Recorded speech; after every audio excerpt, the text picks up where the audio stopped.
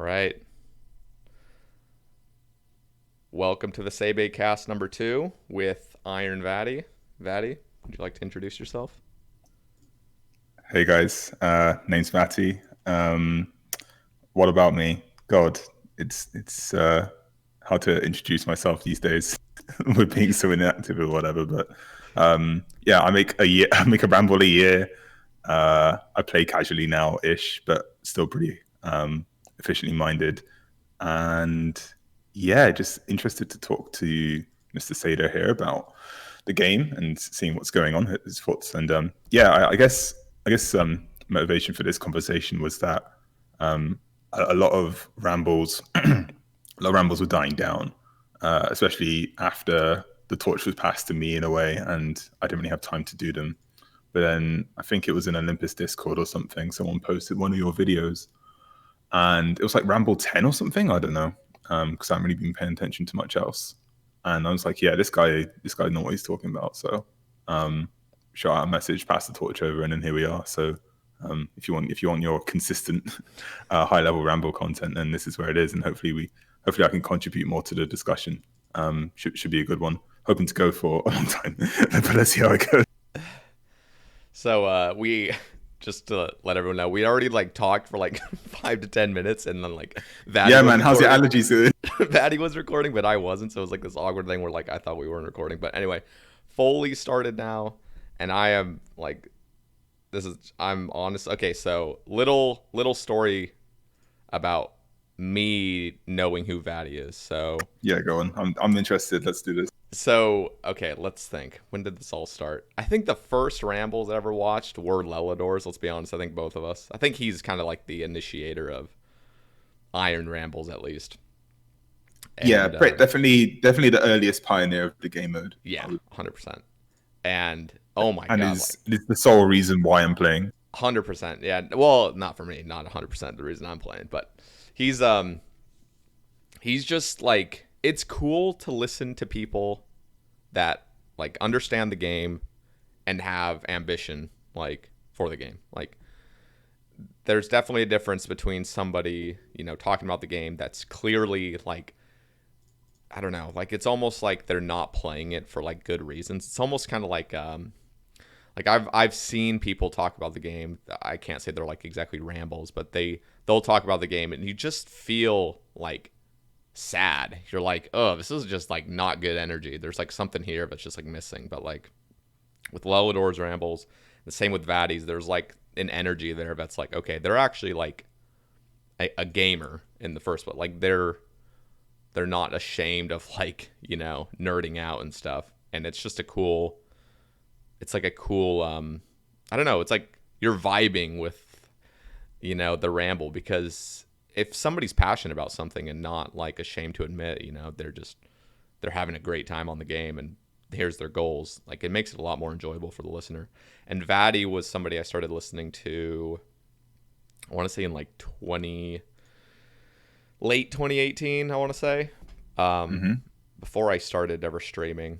And I just remember listening to like all of your rambles one after the other, and it's just like super enjoyable just listening to. And I got different like aspects of the game through you. Like it I don't know. It's like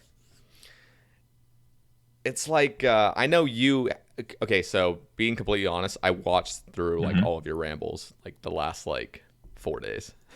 Well, Oh my not god, not all of them, but I haven't done that in like God. I haven't watched my rambles in I years. never watched. Like, Well, I occasionally watch some of my rambles back just to see what I was like back then. But no, it was like, it's like a blast from the past, and it was cool because I feel like, well, I'm a late bloomer to the game mode. Like I started this account in yeah, 2017, and but it was cool because I mean, I understood all the updates that you would talk about. Like you would talk about like certain game updates, and then it was like a throwback. I was like, wow, wow, Fossil Island was just out, like just barely came out, and like it's just kind of cool to listen to how EHP rates had changed and just everything, and you kept really good date with that. Like you were up to date. And the other thing I really enjoy about Vatti's rambles is he would talk about other players and like in not in a good or bad way, but just he would Uh, like he would bring up influential or just people in the community that it's like, wow, I remember them or I remember them, and then like it's kind of cool to name people instead of just keeping it solely based on yourself. It was cool to be like, wow, like, oh, I remember this guy, or he gave a shout out to, at the time, Solo Parker. I remember yes. hearing. Shout out to Parker for sure. So I don't know anything about Solo Parker except the fact that I would watch some of the the Erudite or the Erudite Uh-huh. podcasts, and I remember he was like one of the leader. I'm pretty sure he was one of the generals or something, or the leaders of the clan. Yes, he was. Yeah, yeah, And yeah. It's definitely a vibe for sure that I think the Rambles captured, and I guess maybe why I stopped doing them for the meantime. I mean, one, I didn't really have the time, but at the same time, it's hard to capture a vibe where I'm not vibing with it at that level. Even though I still take like an analytical approach to, I mean, let's be honest, everything I do and everything that any um, RS autist does, but at the same time, I mean, let's just be honest. But at the same time, back then with the vibe just capturing, I think that is what the energy is, and it was such, especially in, if you really niche it down to like a high level Ironman community, it really was just us doing our thing. Like there wasn't a splinter in terms of like understanding Ironman PVM or like that being bigger than the actual skilling side of things. I think I said something similar to Duke previously. That like that no one had done it before, so it was undiscovered territory. We were all exploring it in real time, and stuff like, I mean, you could probably speak to this more than, because apparently you're like, you've done a dissertation on my previous rambles in the last 4 days, but it's like trying to figure out like how is this going to affect my 13-year goal, and really thinking in a long, like super legacy level mindset to this particular project, which we all kind of consented and competed in.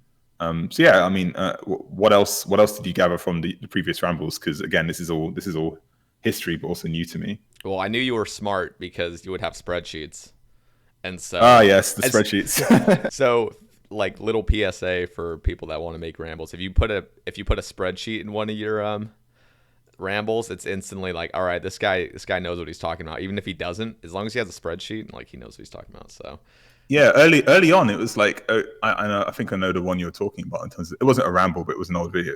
It was like, is KQ efficient, and how many kills per hour would you yep, need for it to be worth it? But this was back in shit like 2018, right? So yeah, yeah, so just trying to figure that out. Same with Zora stuff, and that was like really. This was before drop rates, right? mm-hmm. So I'd be looking at like different kill logs on Reddit posted for KQ, and then I'd be doing the math to make sure, and then I'd be calculating that into EHP, dividing it by whatever to make sure, like, and you could, by then you could say, look, it's like 87% efficient or whatever, like 0.87.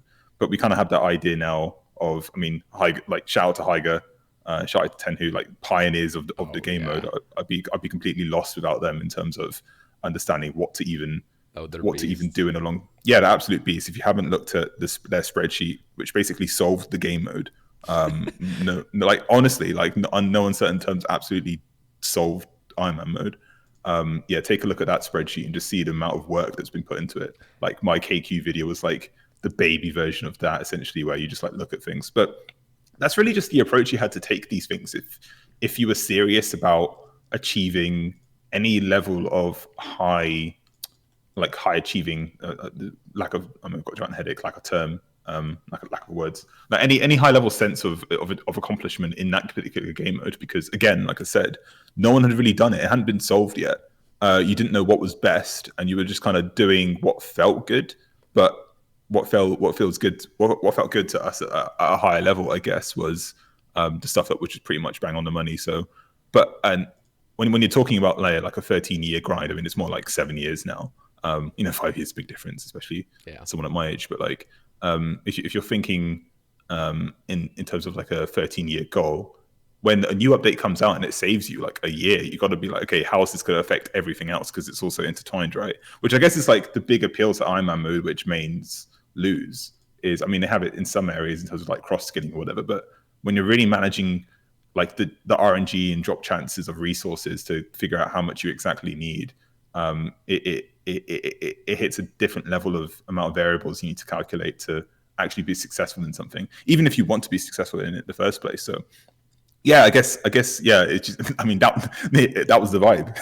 just capturing that passion in trying to solve something so complex, and then two Finnish guys come through and make a spreadsheet, and it's all done. But the discussion keeps going, and I'm glad that there are other angles happening, such as, I mean, what you're pushing in terms of clue scrolls and Iron Man, I think is absolutely the direction the mode needs to go in, because I've been, well, yes and no, but I'll keep running this train of thought, right? So I think there needs to be like an endless sense of going beyond what is mathematically solved into something which is a bit more long term and endlessly competitive.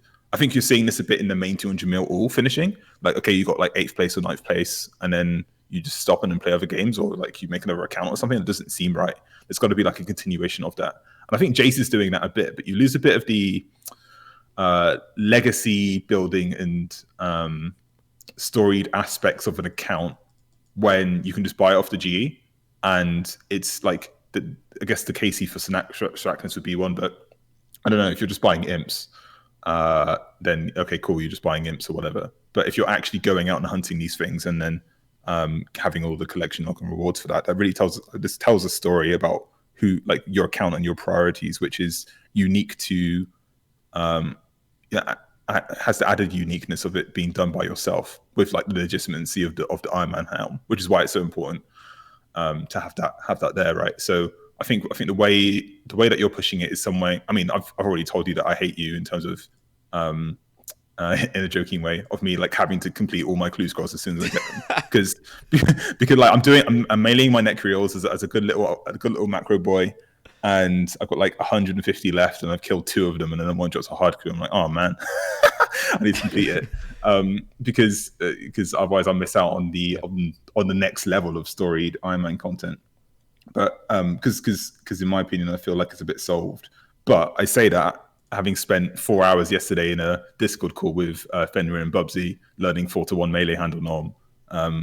As you know, I'm a legacy Cox hater, but with combat diaries coming out, I've gotten like this passion to like just complete it, and I know there's going to be some raid stuff in there. And yeah, just doing that and learning actually the actual intricacies and mechanics of that, and just realizing how much more complex it is, and you find love, like, truly in just the level of like knowledge that you need to do to learn something. And then I got it down quite quickly, and it's like, oh man, this is so satisfying to get right. And that like re-sparking and invigoration of passion in little tiny aspects of the game that is so vast and will be continued to being more vast at the same time, with additional updates and the team getting bigger and all of that, is just where the vibe we were talking about in the old rambles just comes through, where the amount that is available to you to really put your mind to and succeed at becomes faster. It's only when you think that everything's solved and it's kind of just all put out there for you, and it's just then a case of hours put in rather than mastery of the skill of playing this game, which I think it is, especially with the rhythmic mechanics of it, that the vibe then comes back. So and I definitely think that you're a pioneer in that one aspect of pushing that like endless passion going through. Well, thank you. Well, I'm curious now, because now you've made me think. So you say, back in like 2018 when you made that KQ spreadsheet, that there wasn't really like accurate numbers. I'm curious, do you think it's like good? Like, what would you prefer? Would you prefer the game to still have that mystery? Obviously, there's enough players and enough, people that would share their own data with like boss cases and stuff, and we'd eventually just figure it out. But I'm curious, like, do you enjoy the game more when you know every single little thing about, like, for example, like exact XP rates that you could average on doing like a certain skilling method without tick loss, or, just what the exact drop table is of a certain boss. Like, do you enjoy that, or did you at one point in the game would you rather have that mystery still to the game, or do you like it more when things are solved? I'm curious. Yeah, good question. I don't think that you could ever truly capture the the new player experience once you're as veteran as I am. I'm not going to speak for you, but in terms of like the amount of gaming accomplishments I've done over multiple different games, like World of Warcraft, other things, um, like play Fantasy Star Online by myself for hundreds of hours on the GameCube. Like it. Oh, one sec. My headset just fell. My headset just ran out of battery, Okay. and therefore I can't hear you. So I'm just gonna pause. Hold on, give me a sec. I need Perfect. to Yeah. actually No, charge it, you're good. and then do that. One sec. You're good.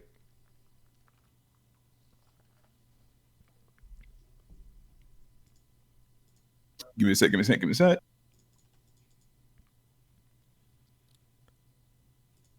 That's really annoying.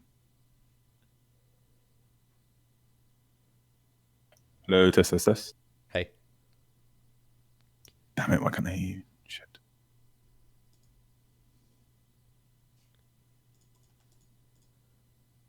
Try now? Can you hear me? Hello? Yeah, just barely. Okay, cool. Yeah, hey. Okay. Annoying, but No, there you're we go. good. You're good. Yeah, so where was I? Is it all good? Yeah. Yeah, it should be all be fine. Okay, perfect. If you can keep going, if you No, pause or not. But we're totally good. yeah. All right, yeah. Sorry about that, technical difficulties. Yeah, so I forgot to charge my headset before this recording, god damn it. But yeah, where was I? Yeah, you can't really capture the essence of that anymore.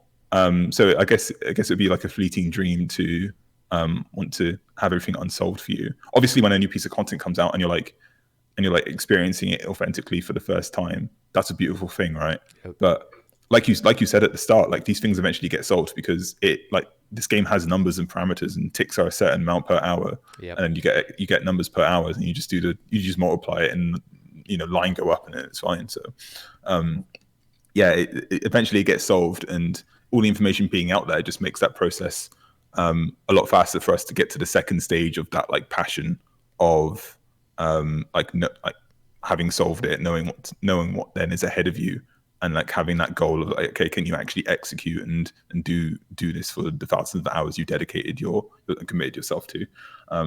Yeah, it's interesting that you do ask that though, because there is definitely a thing about like that naivety of approaching something new, which I feel like sometimes can be quite nostalgic in a way and have rose tinted glasses on, but at the same time we've all felt it before, and we'd all like to experience it again. Just maybe in the case of this particular game, it'd be hard to have that. I feel like that's something. I mean, actually, I'll ask you what would you prefer, and what are your thoughts on like the ongoing things of that nature? Yeah. I know it's inevitable because we're not children anymore, and we have the internet that's like at our disposal, and like it's just inevitable. So that's totally cool. And I actually think, when I like thought about it, and then you brought up some points, I actually think I do prefer it. I do prefer the game being solved. I personally like to discover little things. And a lot of my YouTube channel is kind of around just messing around with certain unknown skilling methods, whether they be efficient or not, because yeah, I noticed that. Just like kind of figuring things out for myself, or like it's just super enjoyable, and to see rates, like realistic rates that I can get by doing certain methods, instead of just seeing, okay, this, these are the metas. Instead of seeing those, I like to just explore and see like metas I really love to do, whether they be efficient or not. But the other thing I like is, so you're kind of talking about it, how the game may be solved, but then you have to put like a plan in place, like, because yeah, like you said, like thousands and thousands of hours of doing something, like, is this realistic, or is this feasible to actually pull out, or might be not the right wording, but like just to actually like do a method. Mr. Easyscape logged in my world and he's talking to me. Let me just tell him I'm making a ramble. Yeah, in terms of the feasibility, I mean, yes, it is possible. It's just, is it possible for you and you as a player? Because it is you against the game Yep. at one level of competition versus then you versus everyone else who's also in that game mode, right? Um, and that really comes down to how committed you are to like your goals in and having like a relationship with yourself on that level. And then you could be also externally motivated through the competition side of things, which is definitely real, and I think is going to be built up a lot more in some of the features that they're adding soon, and just more of the like adversarial but camaraderie that clans can build in, and just like being on voice chat and stuff. That's one thing I do miss actually, is just being on voice all the time with people. Because again, that's more the vibe you're trying to capture. See, Yeah. I never got to experience that, I feel like. And this is kind of I don't know, I feel like players need that in a way where streaming and like YouTube kind of became my way of expressing myself and kind of my way of getting into voice, even though it's not Mhm. really like in voice.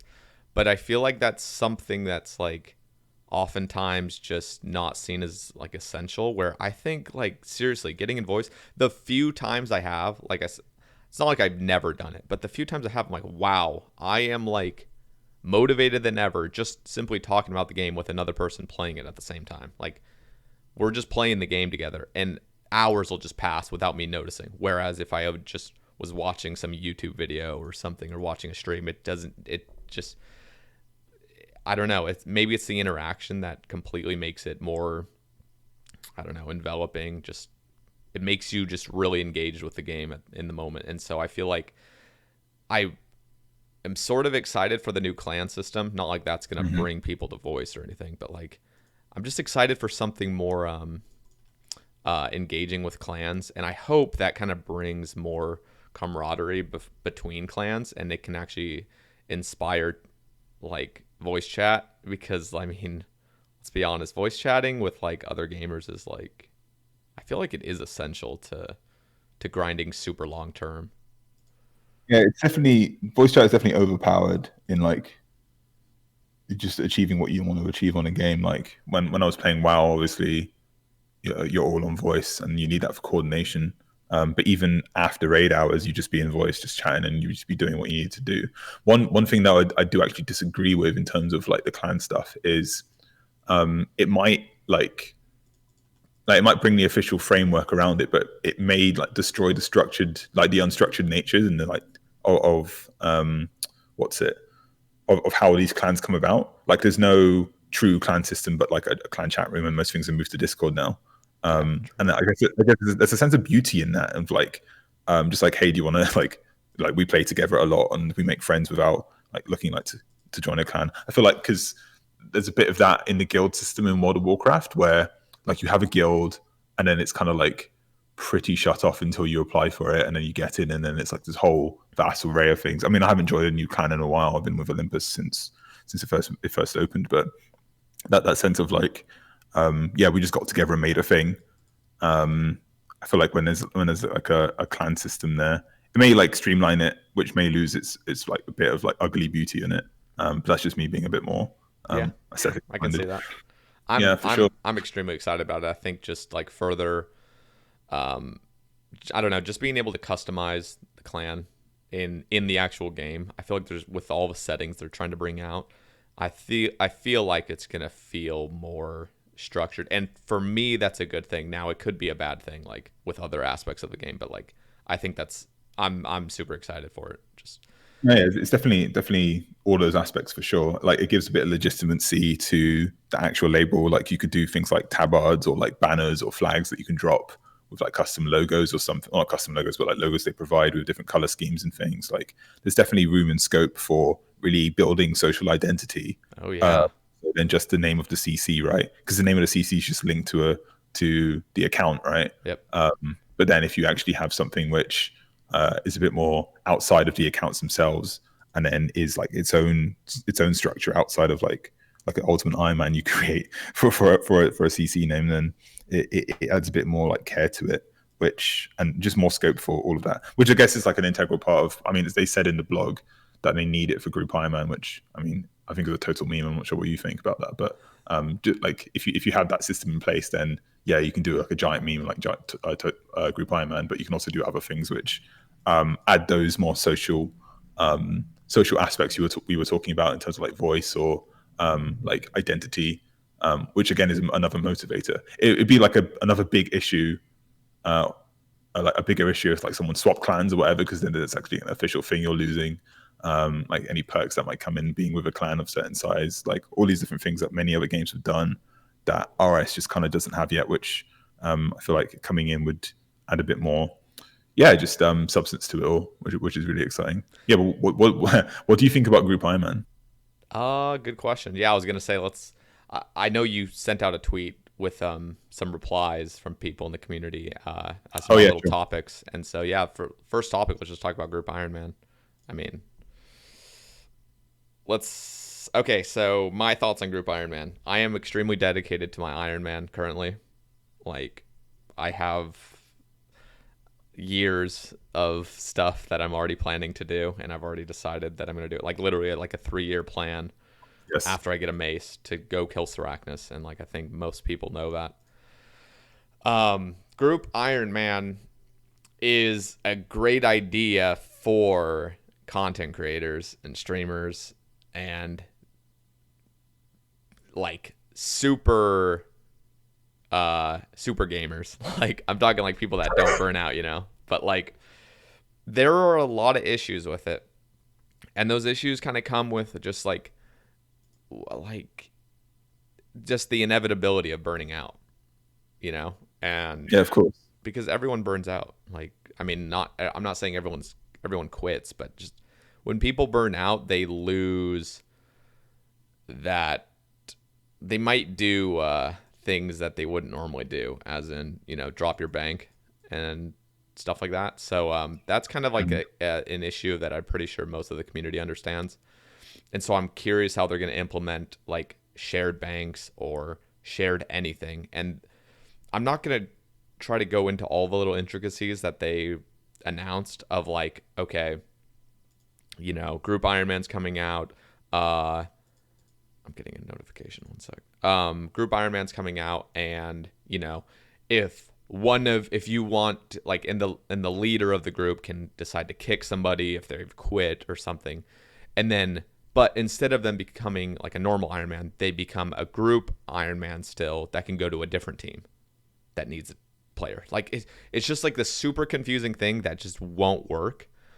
But I'm again like they haven't confirmed any of this. They just were kind of talking about like how it would work potentially, and how once you're a group Ironman, you're always a group Ironman, and like you can't just like revert. It's like, and if a team wants to kick you, they can kick you, but then they have to recruit a new player.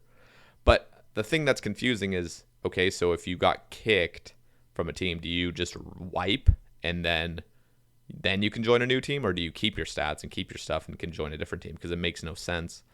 And the other thing is, if you drop something, like if you were to drop something, like who's it going to? Like, or if you're like, oh, like one person in your team gets a Tebow, and then somebody's like, hey, I wanna use your Tebow, but he's like burning out, and you feel like he might just fucking yeet it. It's kind of like, Gotcha. yeah, I don't know about that, Bucko, but I don't know. Like, what are your thoughts? I'm curious. Yeah, so I mean, I'm on record saying Group Ironman is a giant meme. Was I at RuneFest when they announced it? I think no, I was there when they were doing like Farming Guild and stuff like that. No, I think Group Ironman was a thing. I was like, yeah, I was sat next to Jack RS and I was like, yeah, this is a giant meme. What is this? Because and this is definitely an approach I think more people should take when they're evaluating like the strengths or negatives of an update. It's just like just completely step over any of like the little logistic things. It's like, no, this is just bad on the face of it, right? And like some fundamental questions need to be asked to really even Yeah. like have it be like a good update in the first place. Like I feel like on the face of it, it's just like, yeah, this is just a meme and a bad update. Then that's where the discussion like has to happen. It's like this is like a 2-year-old, 3-year-old idea now that they're still clinging on to. I'm wondering like where is the demand from this other than like people who watch YouTube series of their favorite content creators doing this. You know what's But they could have just done it anyway on a normal account. Like they've got like Bronze Man mode, yeah. and like different rune like plugins which can do this now. And like surely you just make like get someone to like you're all content creators, right? Commission someone to make a plugin which is like this. Get your two other mates in your like whatever social content creator social circle and just do the series with it there, and like and then the people who actually want to watch this and understand it could then go through it. But then even then, because it's such an old idea, my mind always goes to who actually would want to like watch a series of this, let alone just be like live through it vicariously through just looking at the high scores. Because all of the progress is, like I don't know like what Dids is doing at the moment. I can look on his temple and I can kind of get a look of it. But in terms of his bank or Hydra or STE or whatever, all these like high level people, shout out to all them, like or Urba, like I don't know what they're doing, and there's no way for me to know unless they show me. And you just like triple that on Group Ironman, where it's just like you see the high scores, like, oh, this is the top group of Ironman. It's just like, who gives a shit? Like, I don't like it. It doesn't really have that much more of a effect. So, oh, they were in a team, so I guess it's like easier for them to do it. It's like, okay, that angle's gone in terms of like being like a fan of it. Like same with hardcores. It's like you only like notice it when they die. Like no one's like looking at the high scores or their temples to like keep track of them. I feel like Group Ironman, it was like super hyped before Jagex had ever given an announcement. And I swear as soon as it was announced, nobody gave a shit anymore. It was just kind of like, like the blue balls are over, like we got what we want. All right, like now let's just move on with something else. Like seriously, I feel that way. I feel like nobody actually cares anymore. It's just they needed to just announce that they would do it in a future time just to like let it, because it was crazy. Like yes. I know you're saying like who kind of like asked for it, but like the community was just raving over this shit. Like I remember in the Q&As, like every single person in this chat was just yelling, win Group Ironman before they had ever announced it. And it was like, even at the time I was like, okay, this is like just not a realistic thing. Like this is not a game that you play for 100 hours and beat.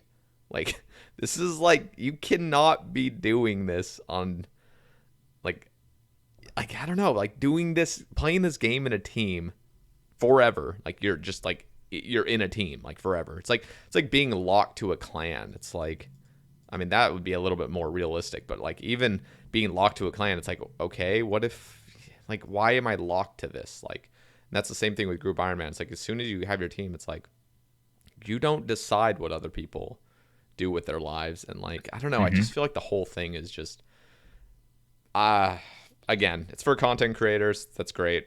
I'm happy. I don't even think it's for them anymore. I think really don't. I think it was for like people who watch Boaty's one man army. Like shout out to me. I was also one of those people. That's why I started playing the game. But like people who watched that loved it, and it's like, oh, I wonder if like he did it with like Foe or Sick Nerd or whatever, and they teamed up, and that would be a cool idea. I'd love to watch that. And then like and then everyone's like, yeah, let's do it. And then Jackets is like, okay, if you guys want it, sure. Which is another problem with like the way content is put in the game at the moment. But like, yeah, if you want it, if the players want it, it's like, yeah, you didn't really think this through though, did you? I'm really worried. I guess this can go more into like the big good like Gazette blog that you did a video on and stuff, and some other topics that people brought up. I'm really worried that this is still an idea that they're putting in concerted development time in for. Because I work in a consultancy, right? And I know about organizational hierarchy, like different project management and these type of things. And with a project like this, which has been ongoing for like 3 years now, from concept to implementation next year, it will be like 4 years in the making, right? Yep. Like at some point you need to like think about loss aversion and like just being too wedded to something which is just because you've been with it for so long. Like that's the level I'm worried at. Like how can anyone, like there should be like a repo. It's like, hey, this is like a really old idea. Do you guys still want it, or is this something which is just a meme, right? Like I mean, I would really appreciate that. It's like, look, guys, I know you said you wanted this before. Yeah. We're doing a lot of technical stuff to get it done, and which was beneficial for all these other updates. But like, before they pull that though, I feel like they really need to just say, okay, look, guys, this ain't really that feasible. Like it's feasible. Like cool, it's a feasible game mode, but that's assuming like, again, people don't burn out. People like there's way too many things, and I'm curious because I know it's gonna come out. They're not gonna repull it. Like it's Yeah. gonna come out. So seriously, I'm actually really intrigued at how they're gonna solve most of these issues. That I'm just like, all right, like we'll just see because I think it's going to be like out of all of the game modes that they've released, I think it's going to be less popular than Deadman World 45. Like I think it's going to be like you can. This is me going on record. I think it's going to be the least popular game mode in the game out of every single one. Ultimate, Deadman 45. Any like if you look at the League worlds now, they're like dying off because I know you reach and like actually this is a good point. So like I guess like if you're playing with your friends in currently in Leagues 2 at the moment, and by like day 6 you get to TOB and you start doing TOB, that's kind of like group Ironman, right? Like, you know, but in like an accelerated way. Like what other content do you have except for God Wars, Cox, and TOB, and some other things you could probably do? But like all that stuff's got solo methods anyway, which is way more enjoyable, and more fun to learn. But like people are burnt out on that already, and it's only been out for a month or so. Do you not see this going the same way unless you really build out so much more content, which is like incentivized and desirable to be completed in a group Ironman setting rather than an Ironman or a main setting with like a bunch of your friends? Like, what do you gain by adding Ironman to it, other than like a bit of exclusivity within that one particular group, which no one else can really look into unless you make a YouTube series about it, which is only like like 20 people who might even be interested in that. so Like it just makes no sense to me again. So you brought up a good point about like making okay, so you brought up the point about leagues and how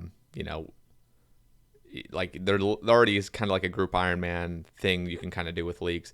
What if they did a league, like so they come out with the clan system and then they do a temporary 2-month group Ironman league with different like it doesn't need to be like just group Ironman main game, but like just a league with higher rates and everything, but it's group Ironman to test it to even see. I think that would be brilliant to do a temporary game mode, so there's not like again like a dead man mode that's just forever in the game. And I mean, shout out dead man mode, original dead man mode players, but like yes, 100%. It just feels like this dead world that we can't get rid of because it wasn't ever like intended to be temporary. It's like this awkward thing. I think it would be great if they did a group Ironman league, and I feel like they will do that.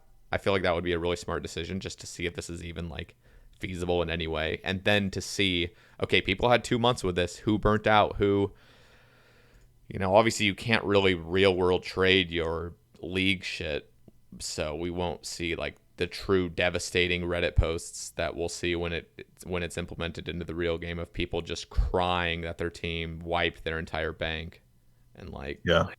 But I don't know, I think that would be a good idea to do a league version. See, I think you should just scrap the whole thing. Oh, I agree, but it's it's coming into the game, like it. I mean, yeah, it's unfortunate because I think I've said something to this before. Like once something's in the game, it's in the game. Yeah. Like they tweak it, they adjust things, but the core framework on structure of that piece of content is in the game forever. And this is something I'm actually really afraid of. If we think about like the content, I think Bubsy, shout out to Bubsy, teaching me yesterday about 4-1. I think, yeah, he asked about like where the direction, like if we think it's good or not. And I think it's not, but for more like philosophical reasons than the actual content that's coming out. There's like an incentive, especially with how big the team. I'm not sure if you looked at like how many J mods there are, but I recognize like, and this is like a big meme on Twitter like a couple of days ago, but like I don't actually recognize that many of them anymore, and like it kind of just flew past me. Like I still think it's just like Ash, and that's it. Like that's literally like where my head goes when I think about who's actually creating the game. And Kieran, I guess, because I met him as well. But like it's just like those are the faces I plaster onto it. But with so many people there and so many different ideas, and they got like ideation days and bloody like all these other things, and so much time and dedication, especially in a time of like I won't say the C word on your channel in case you get like a little debunked thing under it, but like especially in the times we're in now where everyone's working from home and there's so much more like so many more things you can do in terms of your own development time. Like everyone's got to want to have their fingers in the pie, and get their own little idea into the game. Like we saw this a bit with Boss Slayer, right? It's like, what? Like how is this so developed and yet so ready to just be pushed out there? Like who signed this off in a project management sense to where it's a good idea? You don't just like spend this much time in ideation dedicated to that to then put it out in a way where it just gets shot down, right? That was a scary couple of weeks. Yeah, so imagine that, right? But like all these other things coming out for things. I mean, so if you take a look at all the content that's coming up in the next year or so, it looks pretty tame. But we thought that about Fossil Island, and that fundamentally changed crafting forever, where they had to integrate it with mining to even make it competitive and have it be a bit more skill based.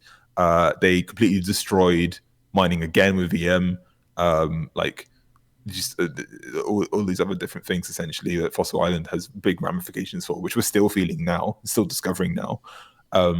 Like imagine like the blindness they have in just like wanting to implement things, make things bigger, more accessible to everyone. We want to share the MMO with everyone in the world. It's like by that point you really that actually scares me. Oh yeah, not necessarily in like a player sense, but like in a general like longevity of the game, because then you dilute it and take away the vibe of what people are playing it for in the first place. Because you can't; those are diametrically opposed messages. You can't say we want to care for the people who are playing for the game now, but then we want to share it with everyone else. Yeah. Like there are certain trade-offs you need to make to actually get one, and they are diametrically opposed. So I completely agree with you. That was like perfect wording. Just you're completely just I agree with you. Yeah. I mean, so when you've got all this content coming out and you have like a sense of like, okay, we need to add more to the game. Every single piece of content makes the game better.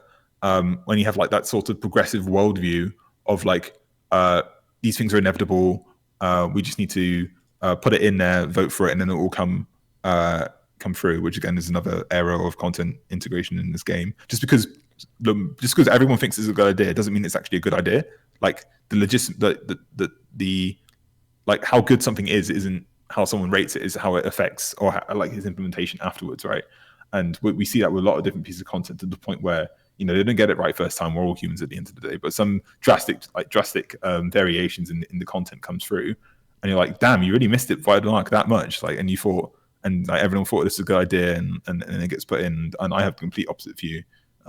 There are some things that just shouldn't be entered because again, nothing's been removed, and there are some things that probably should be removed because they're just like unfit for purpose anymore, right? Yeah. But when you have a team that big, and I am rambling, this is a ramble, but when you have a team that big, like the incentive to remove stuff or like say no to something which is just on the face of it a shit idea like Boss Slayer, gets way less and less and less, especially when you're trying to appeal to a crowd that actually doesn't play the game in the first place. Like you got to think like why are they not playing the game already? Because Old School is definitely a legacy game.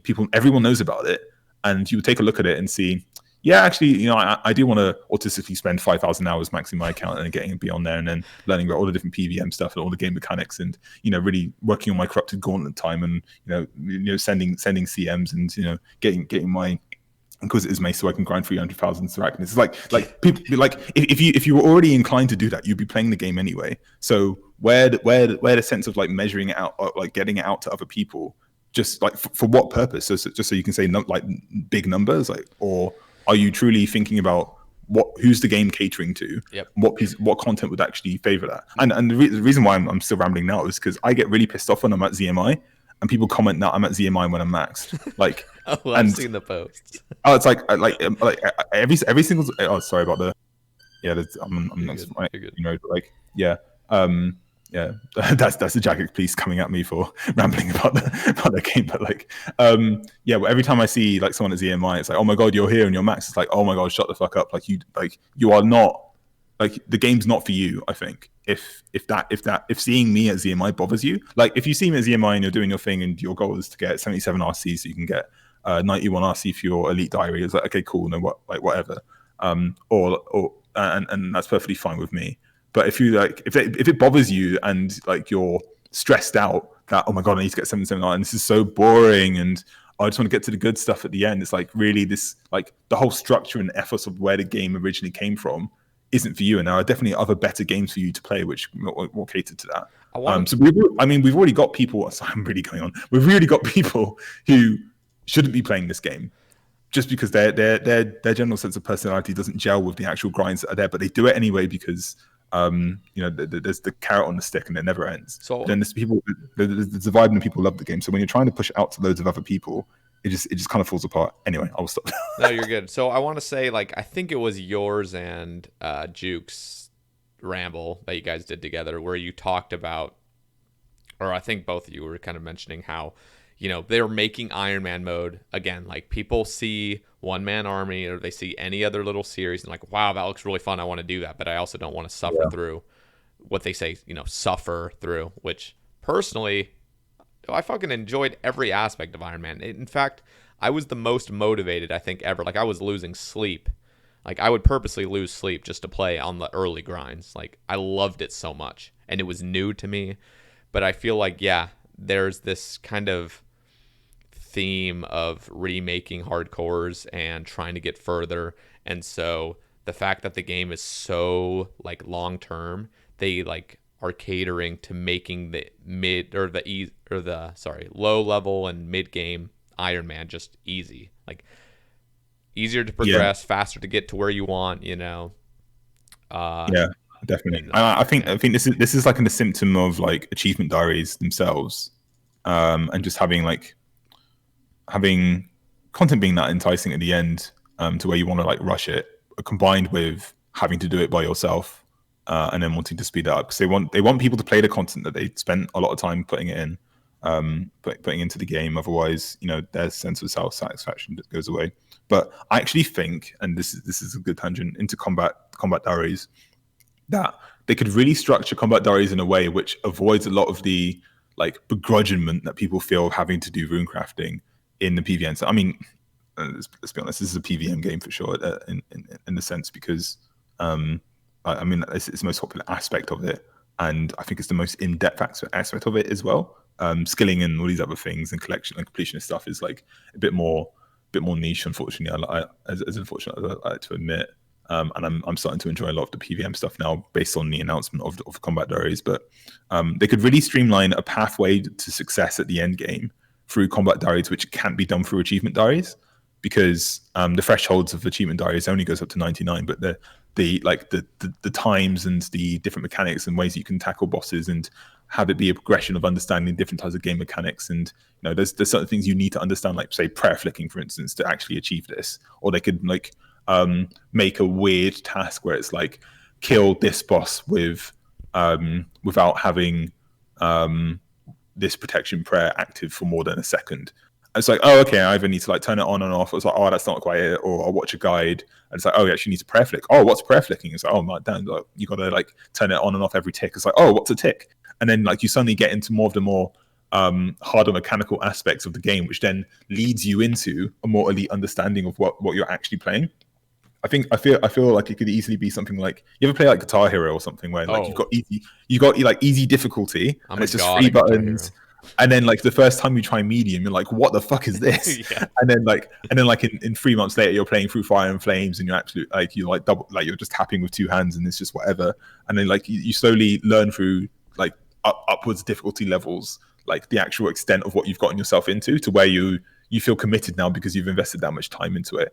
Whereas things like achievement diaries didn't really do that, because they just sent like, oh, you just achieve all these and it's fine. It wasn't really attached to any sense of progression except for an XP lamp at the end. That's a great point. It's it's real skills that are developing.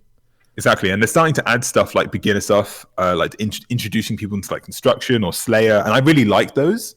I really like those. In terms of like really building a pathway to understanding the more complex aspects of the game, which is where most people end up, but they don't really have the incentive to do that.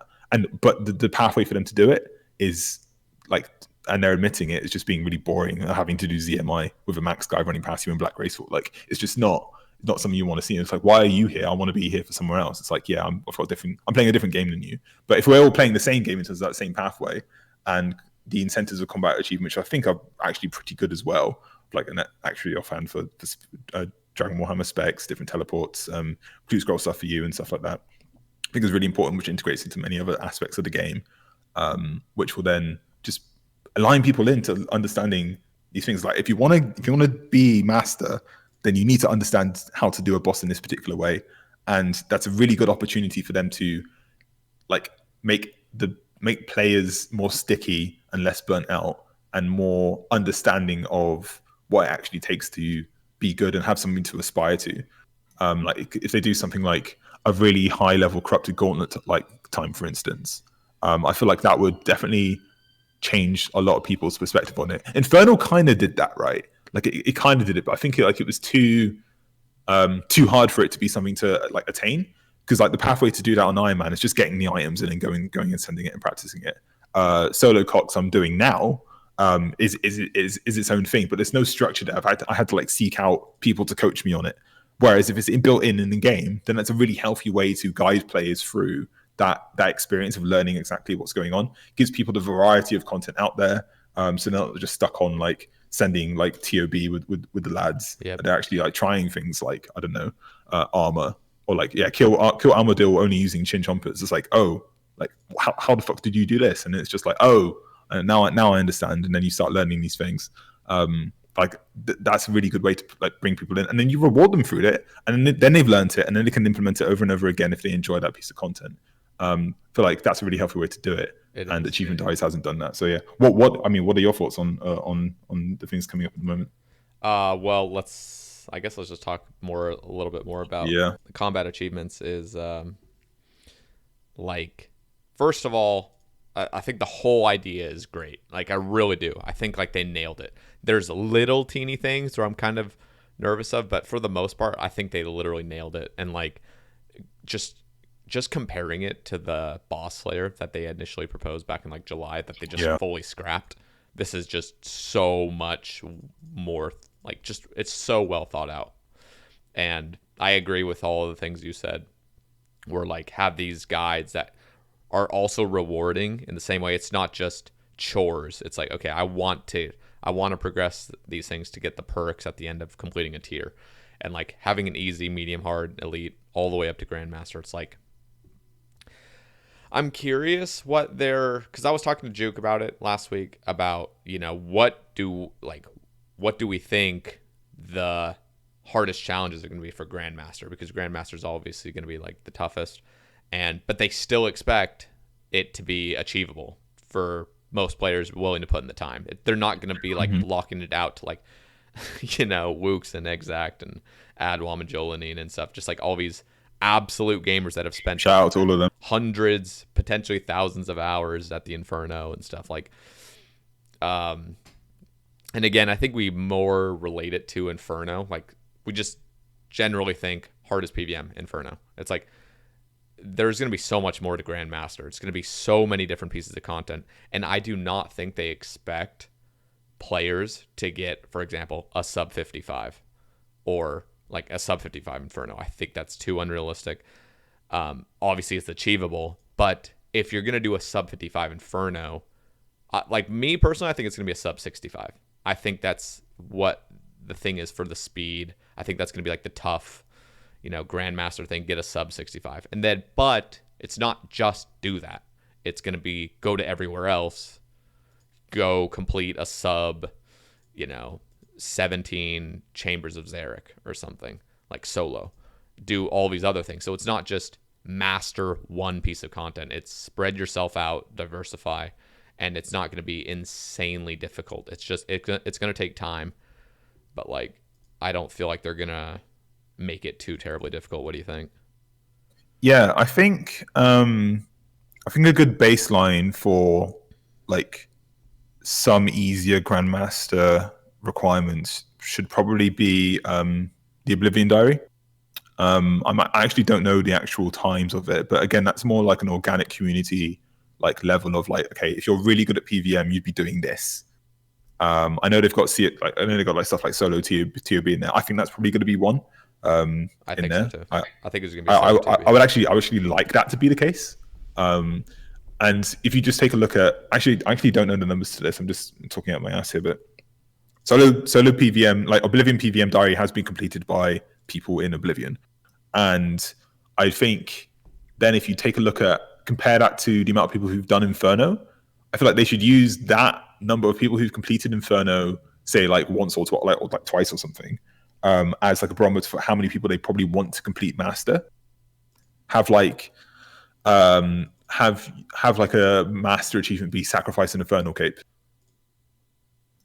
right? Yeah. So like you got to Yeah. do at least two Yeah. if you want to I get agree. one. I feel like that's a pretty good like master level thing. Have the speed be like sub 70. Are you saying Grandmaster or Master? For master, Okay. just like sacrifice an infernal cape. Grandmaster being like, okay, how many people have completed Oblivion Diary, and like just do it at that level Do where it's you like really really think? hard. Because haven't only like 10 or so people completed the Oblivion Diary? I don't know. I'm just pulling a number out of my See, ass. I don't know myself, but like there are benchmarks out there for people who are experts at PVM and understanding like the difficulty of it. I mean, years ago, I think I actually really criticized Oblivion for not having Infernal Cape as a requirement really early. Because if you're going to be a top tier PVM clan, you need to be like Yeah. the requirements need to be top tier stuff. And when it first came out after like 2 months or so, I feel like you need to have this to be like a certain rank or whatever. But from what I'm looking at in terms of like people completing it and stuff, it seems like a really hard thing to do. And I'd like Grandmaster to be a really really hard thing to do. That's why I see it. I'd like to see me work really hard to like achieve it, and it be like the hardest thing to do in the game being Grandmaster. That for sure should be the idea of it, and I think they should be absolutely ecstatic that people are complaining that they can't reach it. I because like if you think I'm thinking back to stuff that I do know like World of Warcraft, like mythic difficulty. I think I know like the top 0.1% of people like actually do it, of players actually like complete it in terms of guilds within like the time span it's out there before it gets nerfed through like gear upgrades or just like tweaks or whatever. Only like say like 80 guilds or 100 guilds out of like hundreds of thousands of guilds ever actually complete it, right? The end boss. I feel like they should like balance it to like that level where it's just like you got to really dedicate yourself to be a master at this game to get the highest reward out of this, and it should be something where once you get it, it's like damn, I feel like I've actually completed something. There shouldn't be like, oh, I mean, I can do a bit more twist on this in terms of like getting a bit more difficulty out of it, but I'm just like adding it to myself.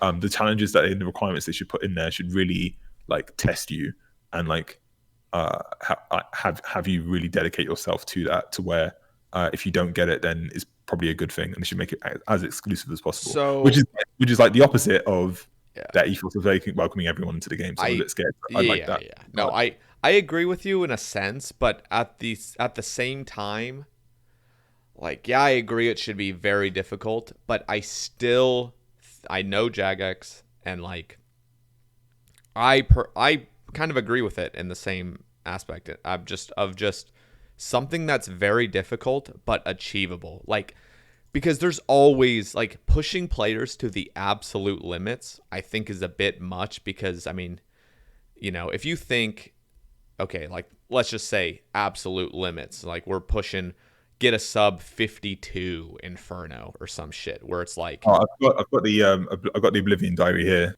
what is it? I just found it. So in Cox, solo is sub 16. Okay. Challenge mode sub 34:30.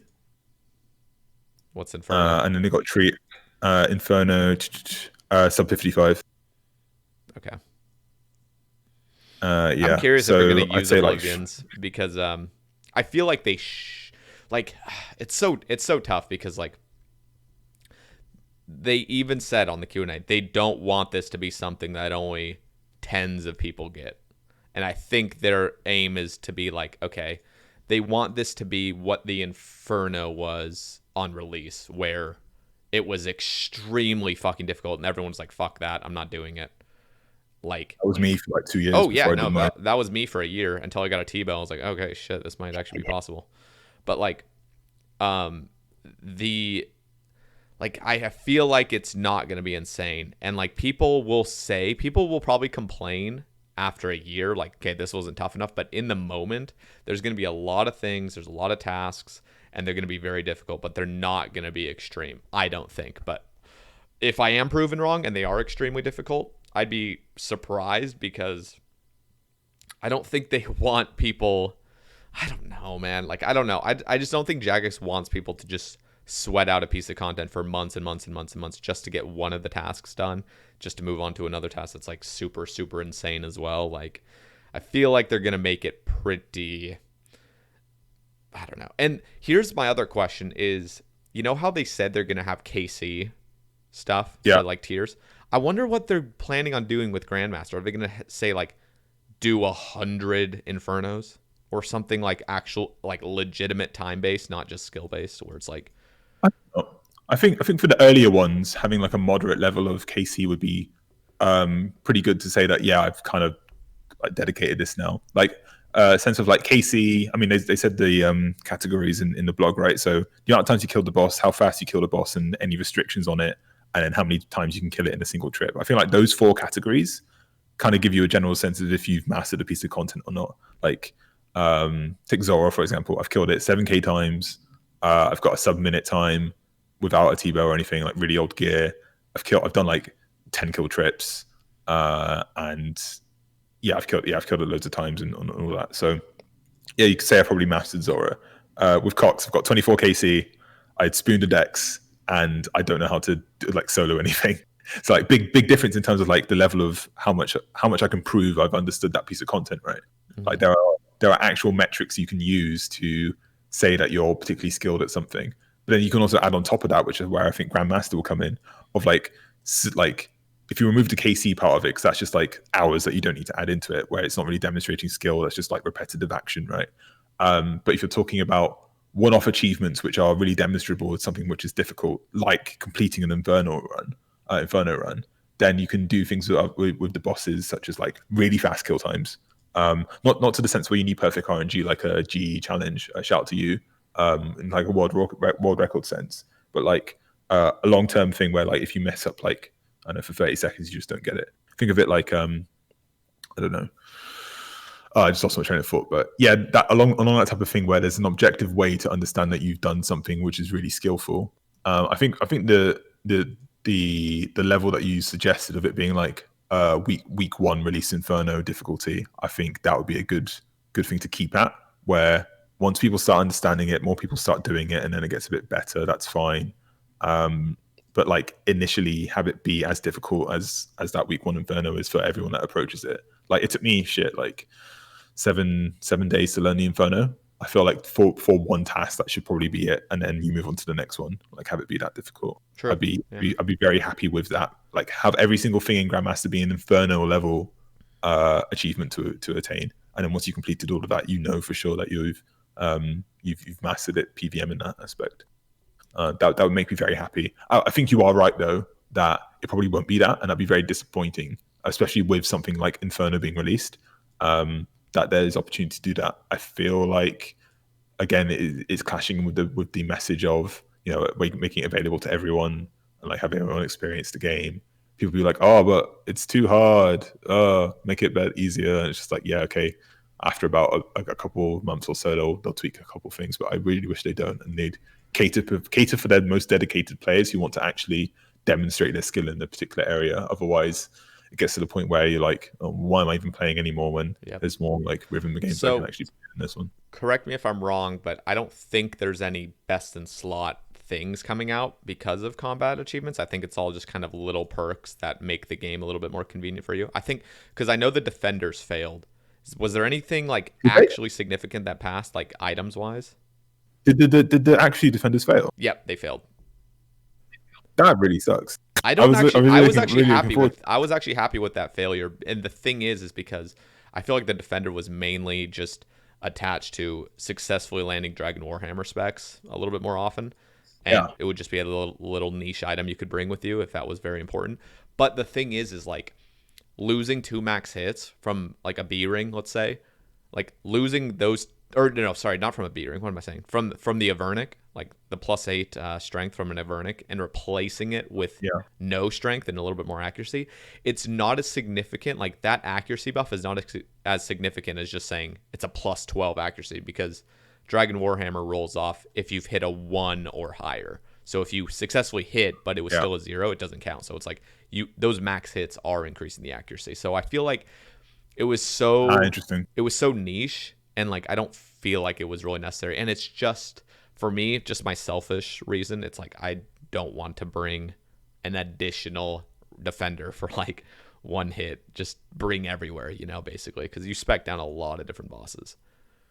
But Oh, that's I fair. was I happy didn't that know it that failed about it. max hits affecting accuracy.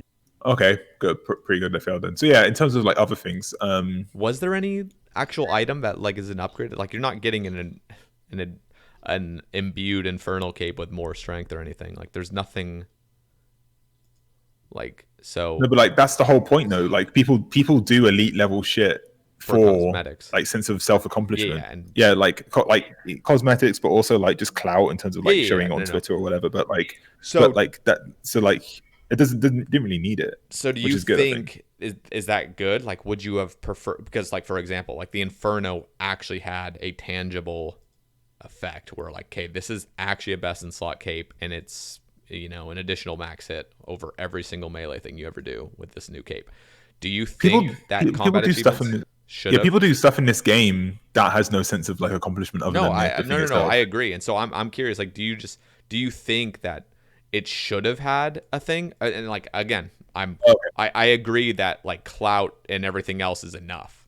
I'm just saying, like, do you think like if they did come out with that, would it have been necessary, or do you think it's just fine as it is? Um, I actually do think that they should have had something. I think that's what the accuracy offhand was going to be. Just like if they made it actually give more accuracy to Dragon Warhammer hits, It where it was would have like been, but it was just like it wasn't as significant as we all thought. interesting. Yeah, a lot of the little.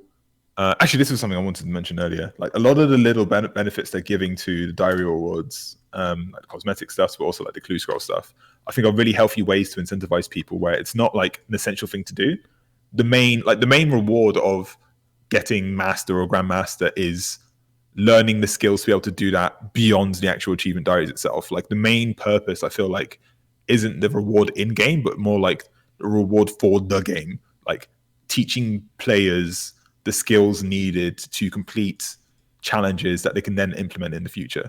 I Because I agree, yeah, and I yeah, agree, but I also think like exactly what you said. It's good that it is not essential to do the Grandmaster. Like for me, I'm only planning on doing the Elite. Like seriously, because the Elite is the perk I want, and like I don't feel like shit. I have to do Grandmaster to do this. Like so, yeah. Sorry, keep going. no, it's fine. Yeah. I mean, I'm motivated to complete it just for out a sense of learning something new and really like building up that vibe again. And yeah, I think they could add bells and whistles to it to incentivize people to do it, but at the same time, like and I think this is a really smart move by Jagex. Is similar to what I've been saying. Like, have it be like a way to teach people how to play the game, so when they do release something a bit more difficult outside of it, people are a bit more ready for it.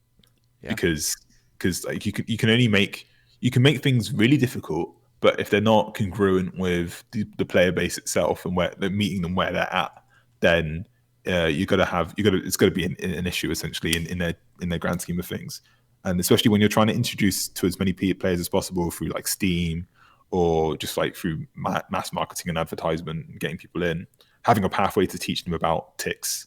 It's like you run two tiles instead of walking one tile, or like you hit every four ticks, like to understanding like different cycles and things in a different language, but like truly understanding the rhythmic mechanics of the game and how the game actually works through in-game achievements, which are demonstrable through like your own success and just like self-accomplishment of like getting something down for the first time. I feel like it's a really healthy way to incentivize and make that learning actually stick, because otherwise you're not really motivated to do it. Like I've put off learning how to do solo raids for like 3.5 4 years. I don't even know, like something like that.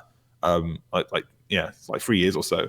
But it's only now that they're coming out with the achievement diaries I'm actually thinking about learning it, which I guess is where my bias is coming from. Like I wouldn't have never touched Chambers of Xeric unless for this update, which is where I see the angle of like actually getting people to Yeah. engage with content at that level, learn all the skills needed, and then transfer it over. Like similar to Infernal, right? So yeah, I told a story in my previous year ramble, but I was doing Slayer with a whip. I'm like, this is not good. So I was like, okay, I'm going to learn Corrupted Gauntlet. And then I learned Gauntlet, and all the skills that I learned in Gauntlet, I transferred into and motivated me to get an Infernal Cape.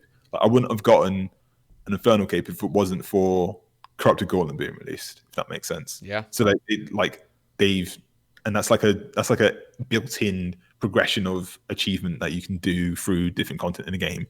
Making a big official structure surrounding that only makes it more healthy and incentivizes people to actually go through it. So like, oh, an achievement. Oh, I can feel a sense of like dopamine for achieving this. But then on the back end, they're actually learning skills that are necessary for that. Which and it's going to give you confidence as well. Like just absolutely, me, and I think you can agree. Like just completing the Inferno has given most players that complete the Inferno like a sense of a sense of confidence where like right after I got my Infernal Cape, I was like, why am I scared of flicking Bandos? Like, why was that always something that terrified me or just seemed impossible? Like, let me just give it a shot. I gave the Inferno a shot and I completed it. Like, and like that's when you start learning things. Is like you have that confidence, and like I want the combat achievements to shake that confidence of like, shit, okay, maybe I'm not that good, you know, and yeah.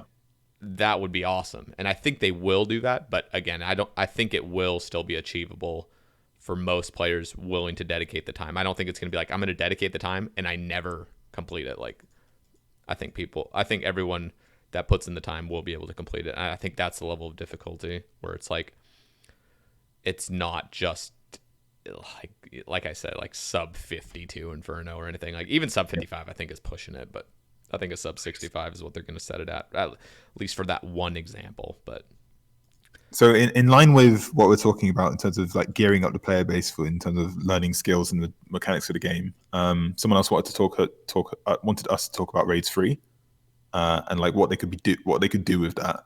Is this something you've given thought about? I'm assuming it's going to be implemented in Menopause. I mean, when people talk about raids 3, I just think it's going to be a desert themed raids 3. I don't know what the items are going to be. What, like, have you thought about like what they could potentially release? No, but from having the framework of combat achievements, I'm excited to see where they can go from it. Like, in terms of thoughts and ideas, I think it's got to be desert, or it's got to be like the next bit of Zaya, or like it's Krend or whatever. I don't know if that's the region, but like the next like southern region of that essentially. But yeah, the desert seems like Menethos seems right.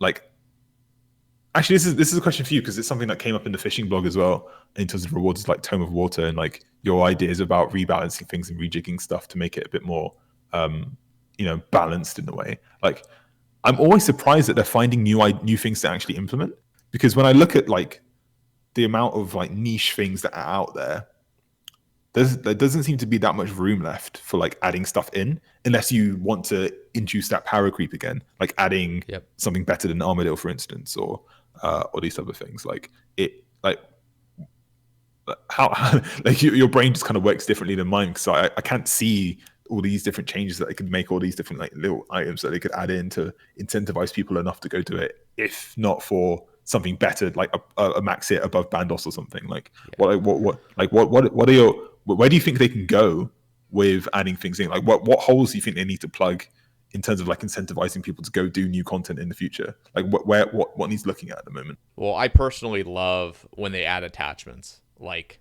I think that's the best. Like, for example, the Dragon Hunter Lance. As much as I hate the Dragon Hunter Lance, I talked about it with Juke. Just hate anything that's Dragon Hunter related because it's just so much better than the second best option. Where it's just like, okay, like really does it have to be this much better? Where it's like the other alternates or with the other alternative options are just like, why are you even using that? You look like a noob, you know. So as little of a fan as I am of that, I do like upgrades, and I think they may do something to range armor that includes upgrading Armadillo because it keeps God Wars relevant. They just made a new armor, and I really like Ancestral because I mean it wasn't an upgradable thing, but it was like that armor that we never had, like because we had the best in slot range and melee, but we never had the mage, and we got those from God Wars, and then we had magic from Chambers, which I thought was just a great addition because previously it was just Barrows. There are some niche items that I want to see filled. For example, I want Carol's body to stop being best in slot. I think it's really silly that a best in slot mage defense range slash melee top. Like obviously Armadillo has better, but like you're not going to wear it with meleeing. Yep. I think they really need to do something about that, and I hope they do. I was really sad that Crystal Armor didn't fill that niche, because Crystal Armor is just worthless. Besides I like agree. the little bit of prayer bonus, like they seriously could have made Crystal Armor best in slot mage defense. Like why not? Like would that really have been that big of a deal? The helmet You can't already even is. store it in the POH. I'm pissed. Like I finished Gauntlet. I made it armor. I'm like, okay, I'm gonna store this now. And then like you can't store it, so it's like taking up a free spot to my bank forever. I'm like, oh, damn I it. just degraded it. I kind of regret that, but at the same time, I'm like, dude, there. If I do degrade it, then they'll touch it. But if I kept it in my bank, they would never touch it. So I almost feel like it's like I just mail it my self-fulfilling. Hydra anyway. Yeah. No, I just deleted it, and then I opened some crystal keys. Speaking of those, I need. Oh, okay. I just a little side tangent. I think. Go on. Okay, so here's my idea. I've said it on stream a couple times. I don't know if I've ever published it in a video, but thieving, just pickpocketing, mindless, the most mind-numbing pickpocketing. I'm not saying like Tazars or Artie Knights where you actually just left click over and over and over, basically. But I'm talking about Elves and Vyres, where it is just the most tedious, most obnoxious training method in the entire game. But it's becoming essential to like do that. It's not just something where it's like, oh, you're doing that. Why are you doing that? But it's like, okay, blood shards are amazing, and crystal shards, the best in slot way to get crystal shards. Like you have to do that if you want that stuff. Like those are just the best in slot ways to do it.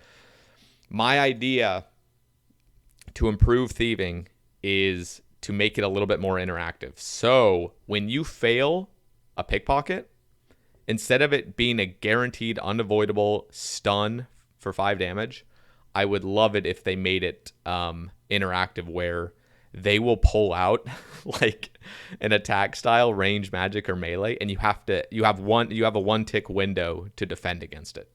Whoa.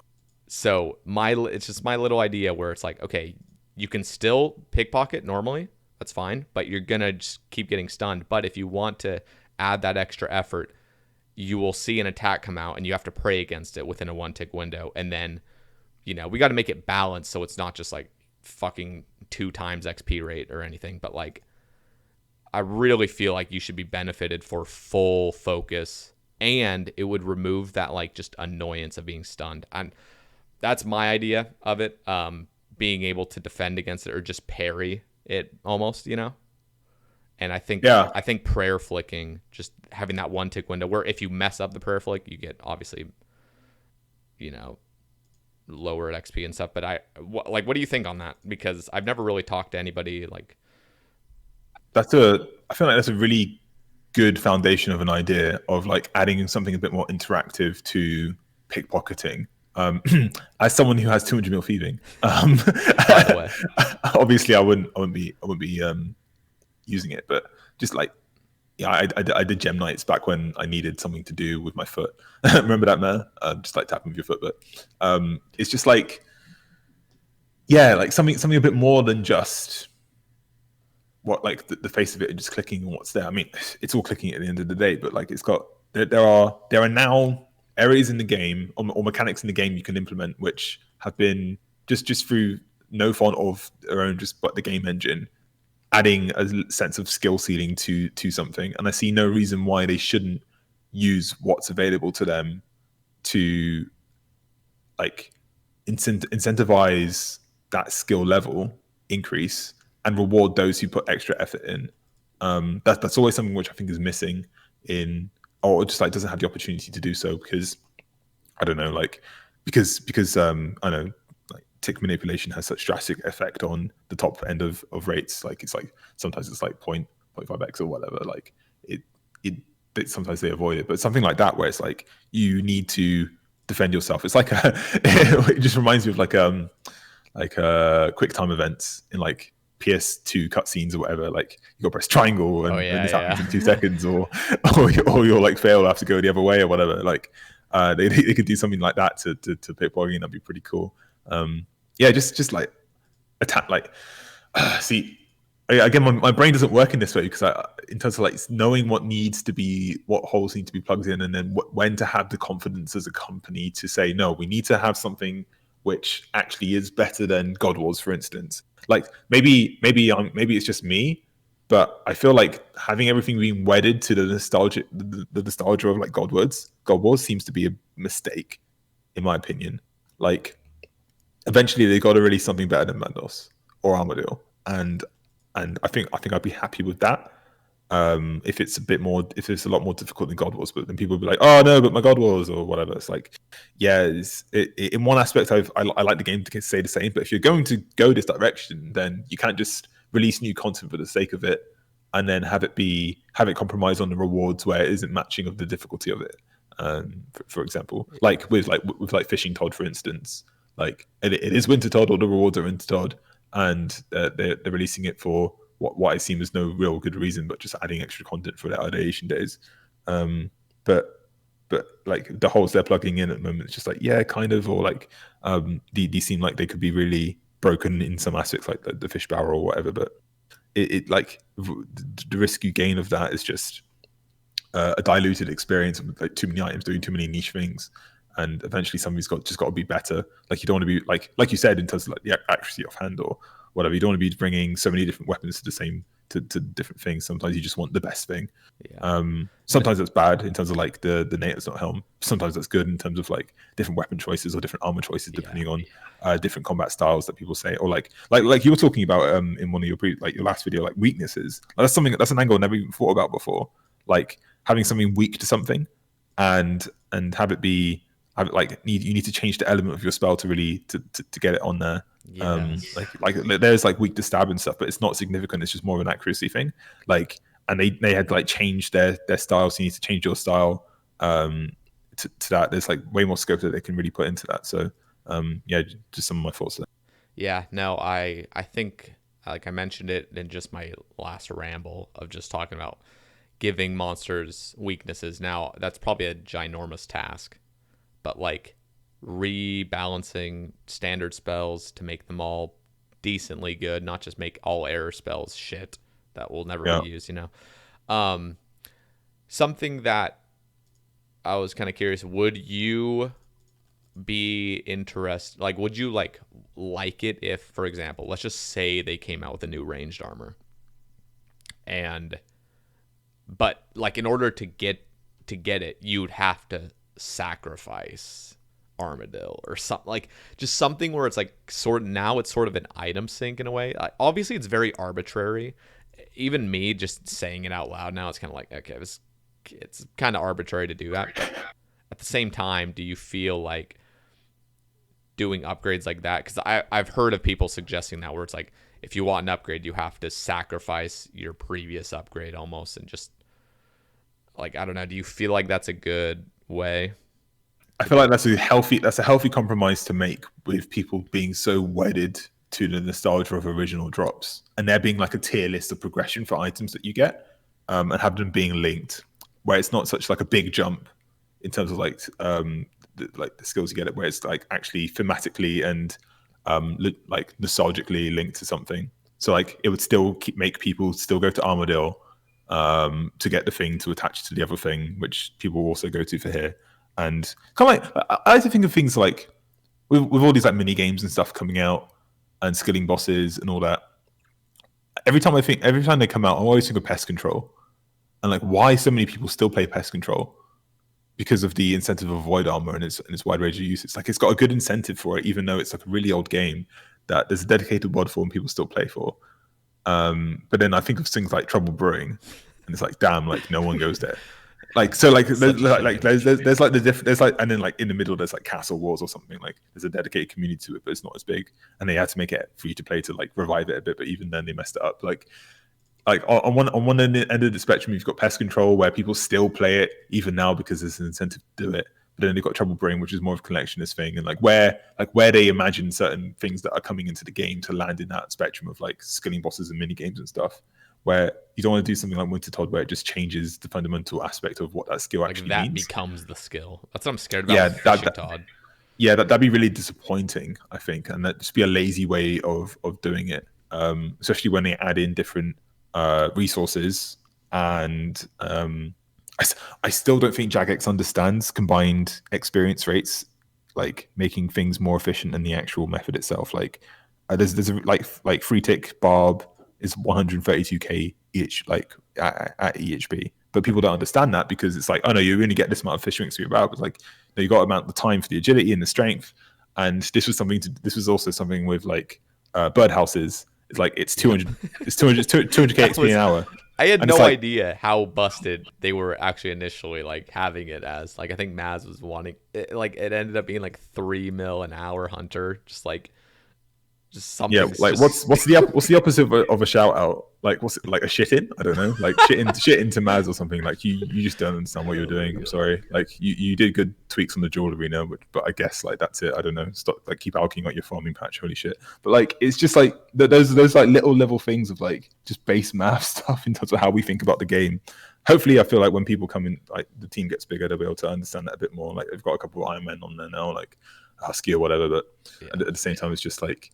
Yeah. Anyway, so when I think about these mini games, I'm like, shit. Like how do you incentivize people enough to keep playing them at like years later, where pest control is now? And I think what you said about having to sacrifice something previous to then get to the next thing adds again a sense of that progression, which I feel like is a healthy way for the game to go, and then not just be like a random extra piece of content. Because once it is that, it needs to have a standalone so big that it dwarfs everything else, rather than it being like, and that's where things do become like the skill, for instance. Like no one burns logs anymore.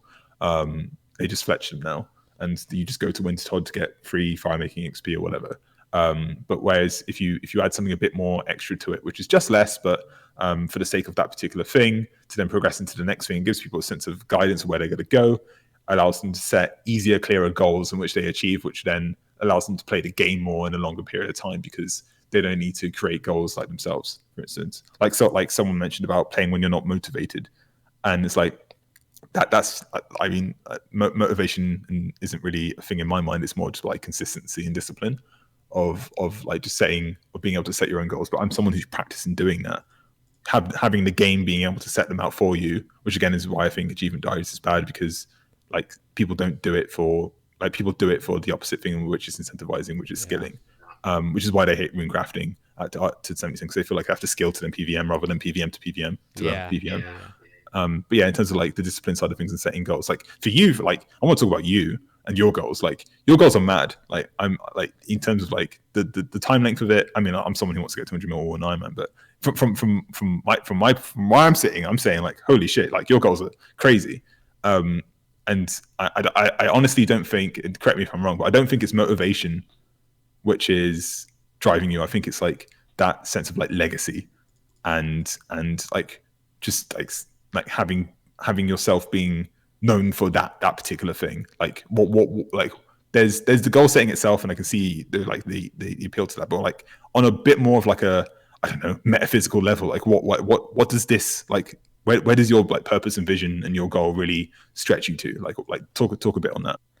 Well, okay, let me think about it. So like I appreciate, just the shout out for the clues I do and stuff, but like honestly, I do feel like I do feel kind of like what you said, kind of this legacy of, being the clue scroll Iron Man. I think it's really cool, and I think it's like kind of like a privilege to be in a situation where I can like do that.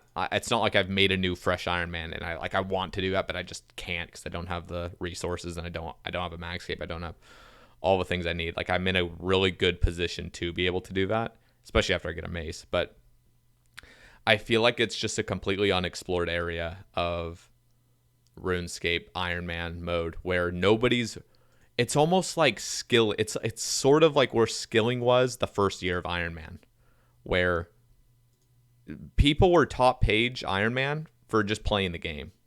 Yeah. There was no, and that's what I feel about with clue scrolls as at the moment. People that are high up in the clue scroll ranks they just do clue scrolls. They just do their clue scrolls.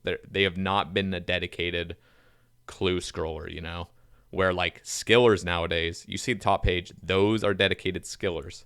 Those are not. They'll be there forever. Yeah, those are not players that are just playing anymore. And that's what I want to see the clue scroll high scores become. Not just people playing the game and they get up there. I want to see it being like, okay, these are dedicated clue scroller, clue scrollers. I don't even know what to call them. Clue hunters, and like that's my vision of is like I want to motivate people to do clues, and I can only do so much, and I'm not going to spend all my time like trying to motivate people to do clues. Like I enjoy them enough myself without the competition to like I don't need to exert energy to try to like motivate people, but I that is like something I would love to see in the future in the next like upcoming years is people being like, okay, there is now like the clue hunters where all the top page clues fill up with dedicated clue hunters. Like, wow, okay, you cannot get to that point now unless you're dedicated.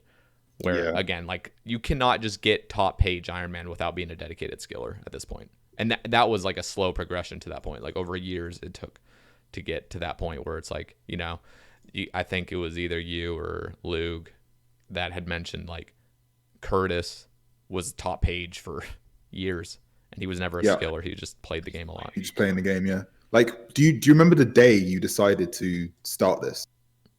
Okay, so Like the clue angle. I think it happened after I maxed. So I maxed last December. It's just been exactly a year now, and I always loved my clue scrolls. I always did them, but I never like hunted them. I would just do high level PVM, get my clues, do them, and that was like that was like the extent of my clues. And then after I maxed, um, I was at TOB, tried to get a scythe, got a scythe in February. That was like my main goal. That was just feeding everything. I just needed a scythe.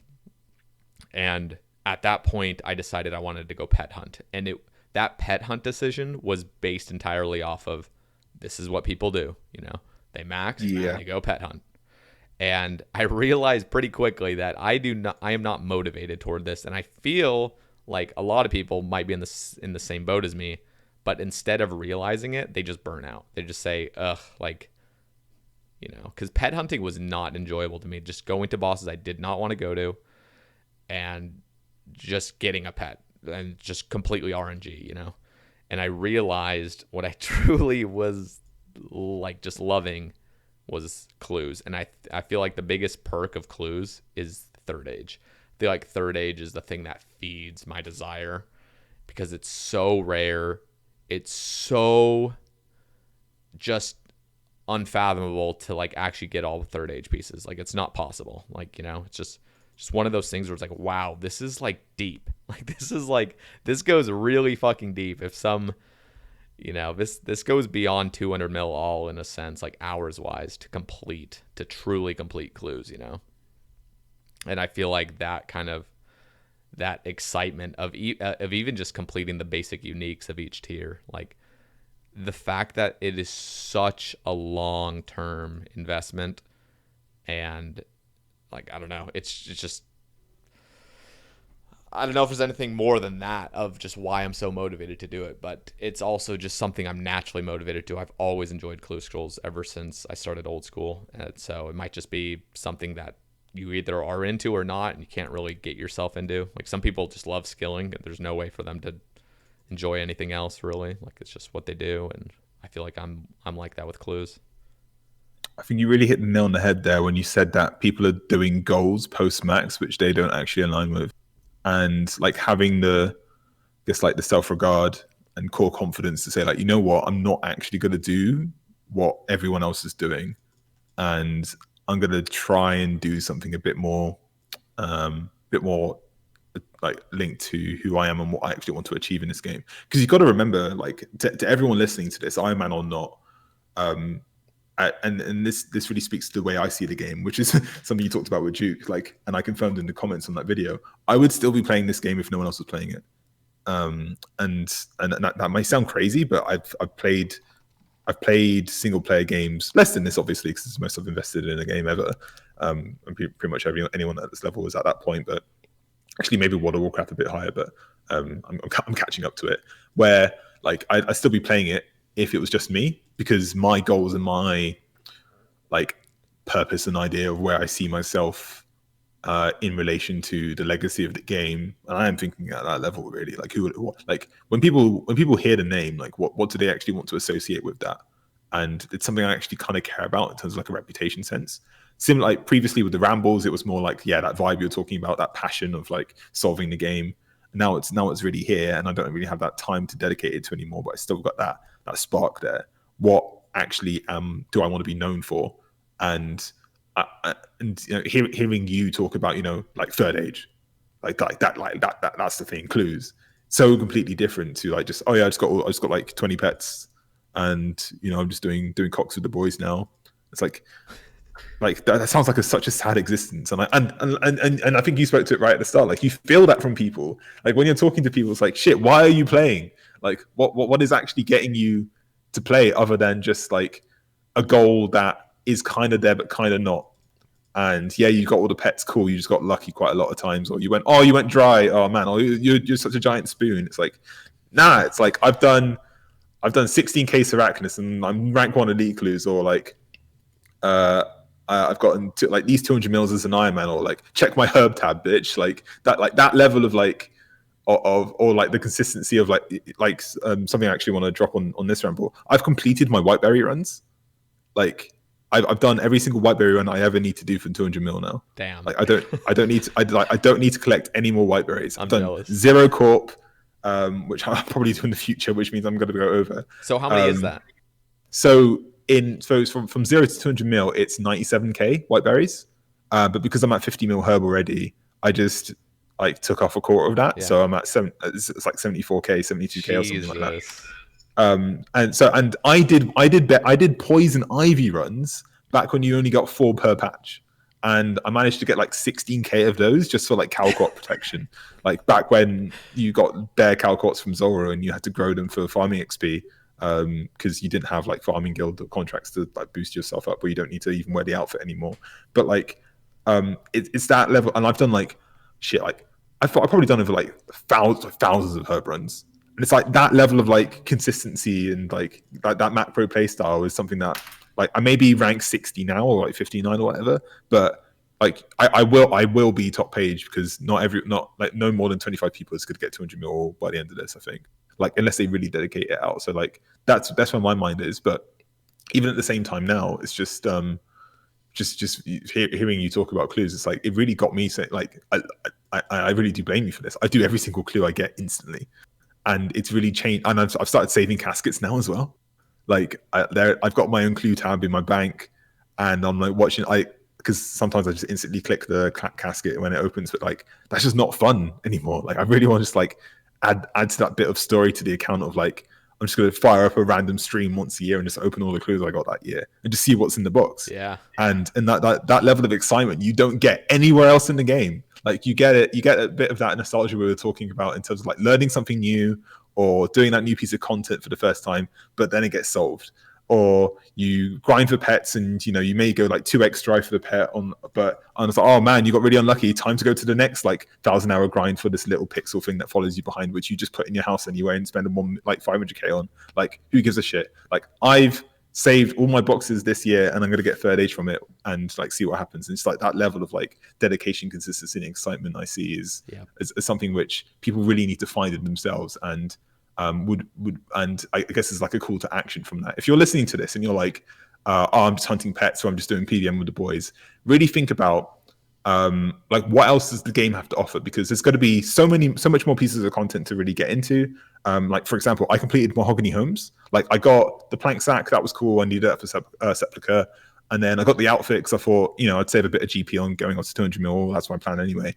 And then I looked at it and it was like, I was 7 out of 8 in the collection. And I was like, man, this is an extra like 10 hours of work. But I really want to be the person who has that when I'm like recording a video and you go to your house. It's like, what is that wall kit? Like that level of like satisfaction from that. It's just like what is this? Like who knew that existed? And I at first I didn't like it, but now it's actually grown on me. But yeah, if you're listening to this and you're like, oh, I just hunt pets and like go for PVM drops or like 12 out of 12 cocks. It's like there's more to the game than that. Yeah. There's like mastering skilling methods. There's all these like unique skilling methods Sae Bae's doing. There's like the clue stuff. There's like challenge things. There's like really thinking outside the box and just thinking within the scope of the limit of Ironman mode. What could you really do to like push that and really carve out a sense of like identity and legacy for yourself, which will last longer than like the length of time that the game is going for in the first place. And that's kind of where my mind is at the moment, especially when I'm not playing that much.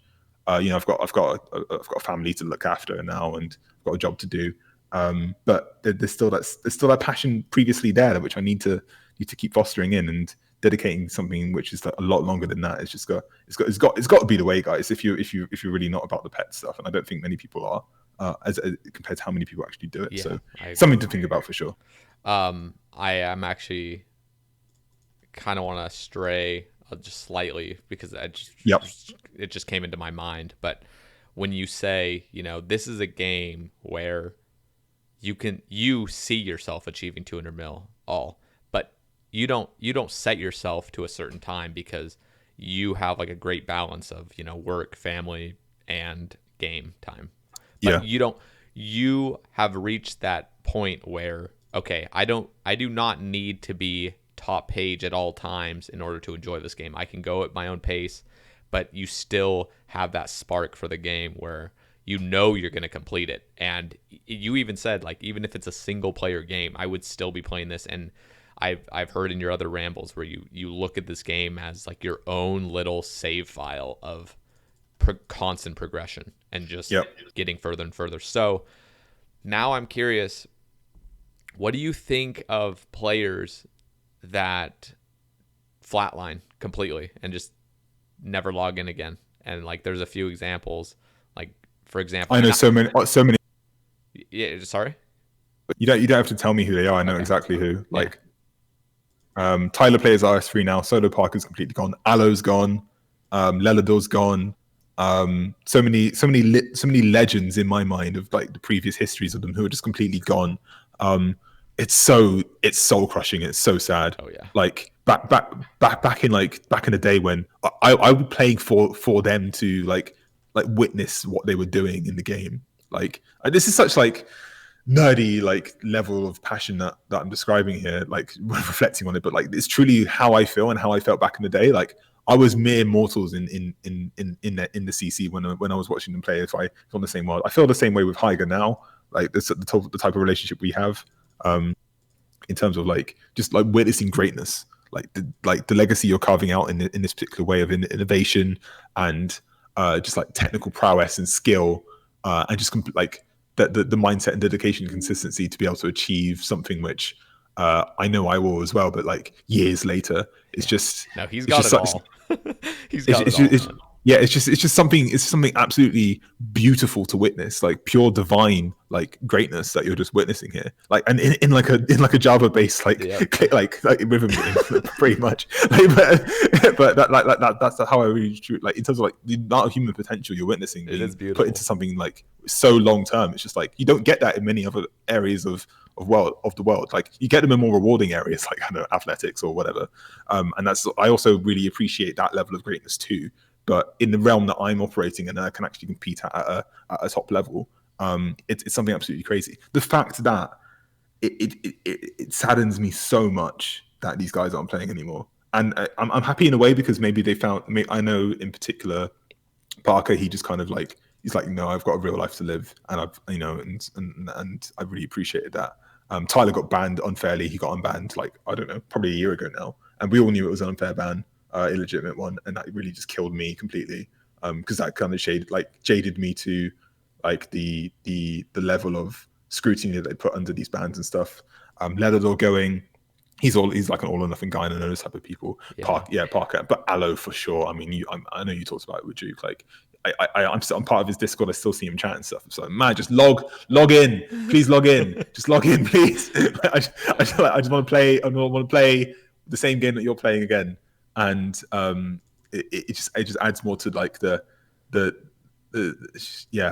lost for words really. What made you ask that question? I guess I just asked it because of the inevitability of people burning out. And you say you're like what, like rank 50 or 60 or something. I'll check. I haven't looked it up, but you say that you're a certain rank and that you still feel confident that you will be able to get top page. Just simply because of your mindset, and you're going to keep playing, and whether that it doesn't need to be a ton of hours a day, but you're going to be consistent. What, like, do you just feel like like you will just beat these guys, or do you just know that people ahead of you are just gonna flatline? Like, what is the thing that really, I like? Obviously, there's real life things that people are just like, yeah, I need to focus on real life. But like, what, like, I don't know. It's like a hard question to ask, but like, I don't know how to word No, it I think I properly. know what you're getting at. It like I guess the answer to that question is that it doesn't matter what anyone above me or below me does. Like I know that this is the goal that I'm achieving. Like you're getting that mace. Like even though I feel like like every time I see a new like you cutting video, I'm like, man, that's an hour he could have spent at Nightmare. And like, this is just like Those are or like, oh, necessary breaks. Necessary breaks. I'm just looking for like outs to like prep for when I get the mace. It's like, no, just get the mace. Please get the mace. It's like a giant cope or whatever, but I get it. It's like I haven't done Nightmare myself. I will probably do it eventually based on your grind. Just watching it and just being like, oh shit, I know what he's going through. But yeah, it doesn't matter what people above me are doing. Like it's a competition in a way to see where I am. I'm on the come up with these guys. I do look at my ranks sometimes. Like I like to finish with like double digit ranks. I won't get that with fire making, but I can get that with everything else. It's just like the thinking about these things, like the aesthetic, like that I'm top page thieving, which is a funny story in myself, but like these type of things. EHP rank as well. Like I've got a higher EHP rank than mine overall, and just like and knowing how much is like banked compared to other people. Like I've got so much prayer, so much herb lore, so much crafting, banked and stuff, and just like figuring out the long term sense of that. I know that I'm going to achieve it, and it doesn't really matter what other people are doing. But when they are ahead of me and burnt out, it's like a salute as I go past, because I know that they were on the same path that I am. It's just that they decided to step off, and I know I'm never stepping off. Like this is something I will be playing as long as the game exists, and I've been having that. I have that. It's weird though, because you actually do. I have had that thought with World of Warcraft before, but I haven't. Like I felt no passion for that game for a long time, but I feel like this is different because back then to play at the top level in WoW, you had to be part of a team. And I played both Ironman and WoW at the same time. But I found myself gravitating more towards this game mainly because of the solo aspect of the mode. No disrespect to mains. There's some incredible mains out there, but I just feel like you're all just like missing out on some beauty that exists within Ironman mode because you can do like 10k clues, hard clues on your maxed on your 200 mil main, but knowing that you could just buy those imps, it's just like okay, cool, whatever. But on this one, it really is that legacy. It's that story. It's that like longer term sense of thing, sense of idea, which isn't too outside of like it just being absolutely arbitrary, like Ultimate Iron Man. Like I don't feel like there's the same sense of that with Ultimate, but like Iron Man is that perfect sweet spot of like super long term, super like single player focused, but like you have to be super consistent with it to get to that point. And I know there's for more me, of a story behind Iron Man because of a bank. Absolutely. Oh yeah, of course. Like I mean, you got collection log now, but I hold on. Like the story of my account is that I did 2,727 Barrows chests in a row to complete Barrows back in like 2017, 2018. Bad man. Right. So like, but that isn't shown in the collection log, but that's still a story in my mind. I still remember doing all those chests like to get my Aram's like leg skirt. Who was it? Although I have a history with him.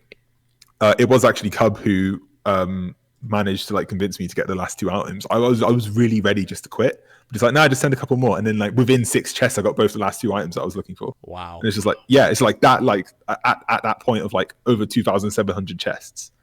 It's like 2720, I got the Darrock's legs, and then 2726, I got the skirt. And I did one more chest after that just to check. And then like, and if it wasn't for Cub, I probably would have quit that. So it's just like the people above me, the people below me, the people with different goals.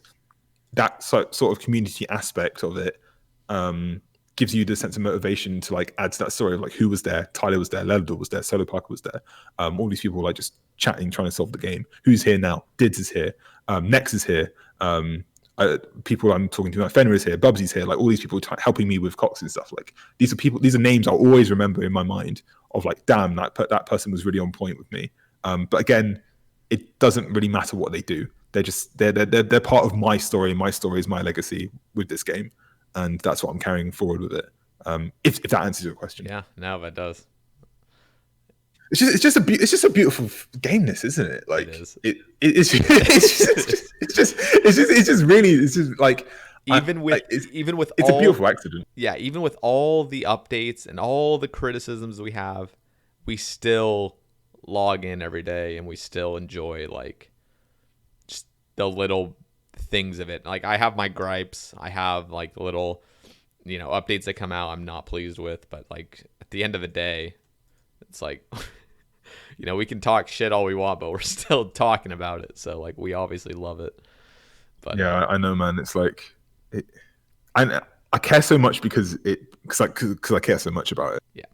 Do you know what I mean? Like, And that's you bring up a good point of like caring about the game. So obviously there's the mindset of, just play the game. And I think I actually heard one of your rambles where you kind of were very stern on just play the game no matter what happens, like updates wise. I agree with that, but I also agree with being passionate enough to defend against bad updates and other things. And I feel like you feel the same way. But at the end of the day, the game is going to get devalued. Like that's just a fact. And so if you're going to quit the game because of inevitabilities, like you have to get that through your head that the game is going to get devalued, but still be passionate enough about the game to like be a part of the community and talk about things. Like there's this meme going around about Sae Bae agenda and like how things I mention on Twitter actually get put into the game. Like for example, the water Todd, the Tome of Water, where I just briefly mentioned in a tweet that they should buff the damage by 20%. And then the poll like the next day it's in the poll about 20% damage buff. And let's be honest, it's probably going to come out in the game. I don't see why anybody would be opposed to it.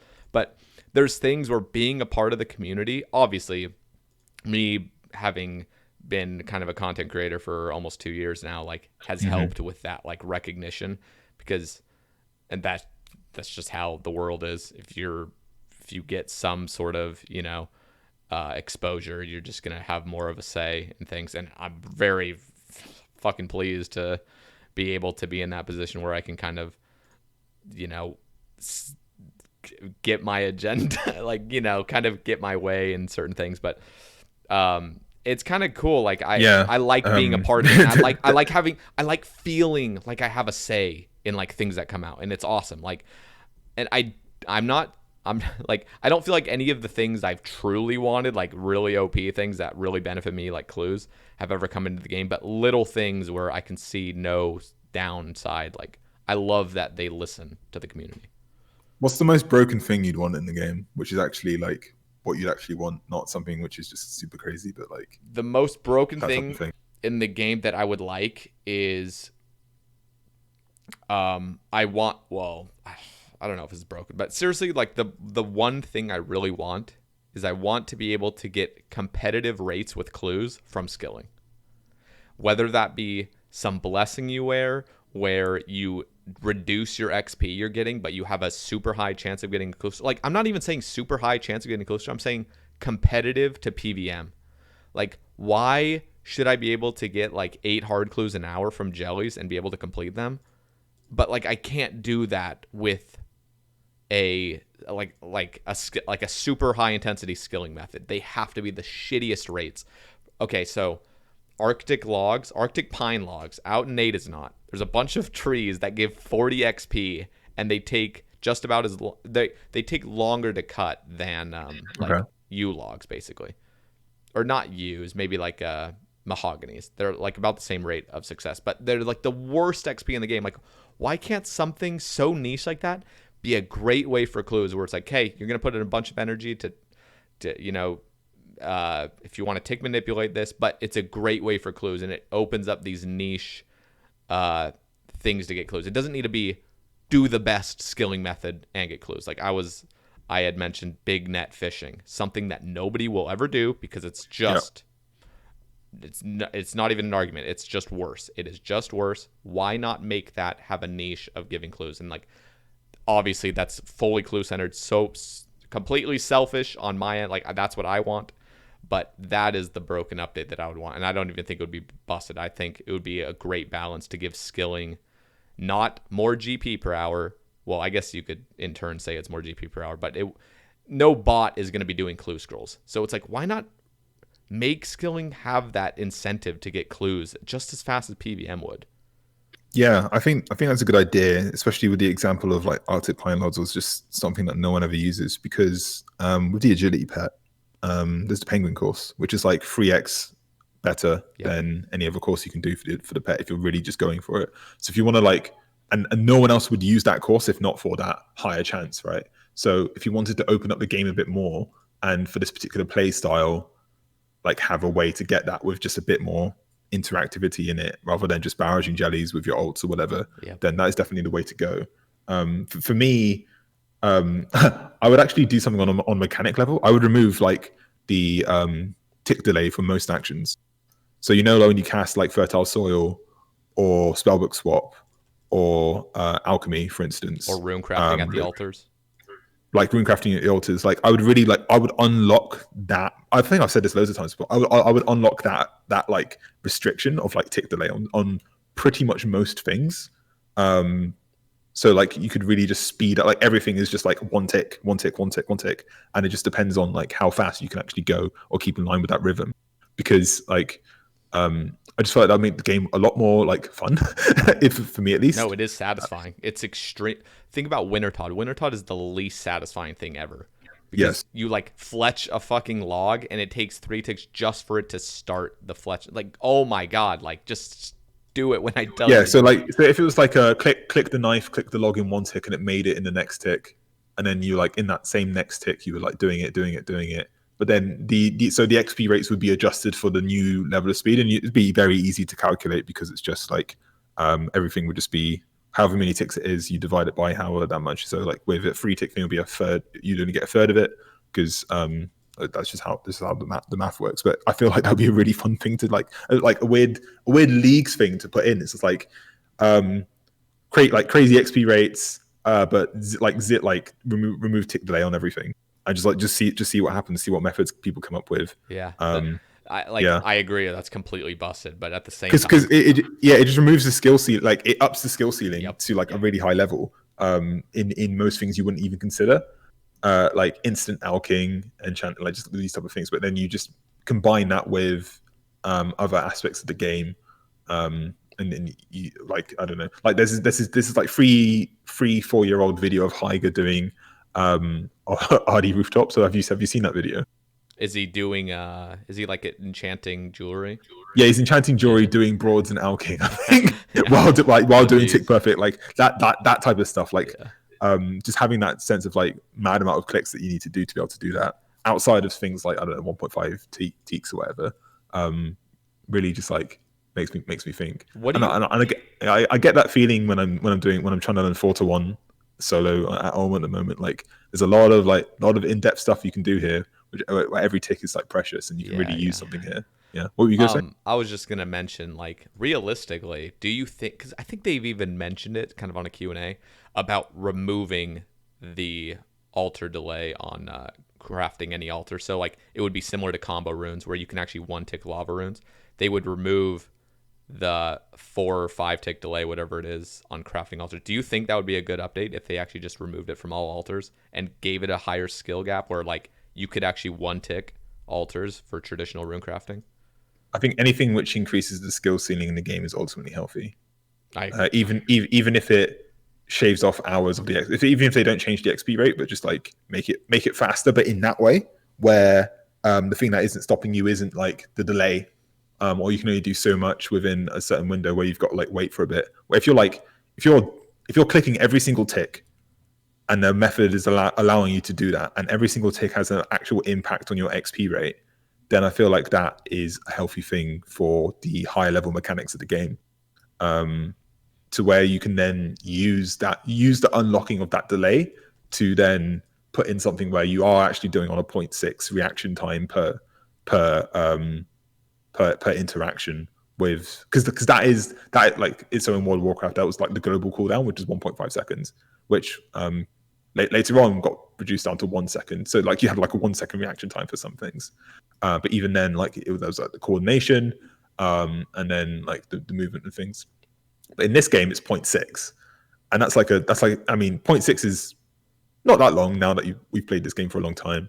But if you think about it in terms of like rhythm and like accuracy over a long period of time, like hours of continuous clicking where every click must count, I feel like that would be a healthy thing to experiment with, especially because that would basically unlock a lot of things that they could do for the game, even if they just played around with it. Like if they didn't change that mechanic, but then just implemented like something in RAID 3 where it is like a 20-second string of like tick perfect interactions, and if you got it wrong, you just died.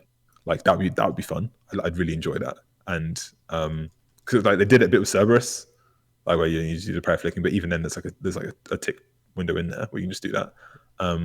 But having something being like really unforgiving, but like celebrating and rewarding consistency, and like accuracy plus speed and consistency. I really would be really good. I really love that recently they've taken into consideration player feedback where, for example, like Grotesque Guardians had those really obnoxious cutscenes and just pauses. I love that recent bosses, for example, Nightmare and Hydra, have these bosses where you just can keep DPSing. There's no arbitrary, gotta pause. Like, I love that they're going down that route, and I really appreciate that satisfaction of, dude, Nightmare, you can do whatever the fuck phase you're gonna do, but I can just keep attacking you. Besides the one Sleepwalker thing where it's actually immune. But like besides that, you can just keep DPSing. There's nothing that's causing you to just gotta break, like Abyssal Sire, where it's like I hate Sire so much, only like for that reason.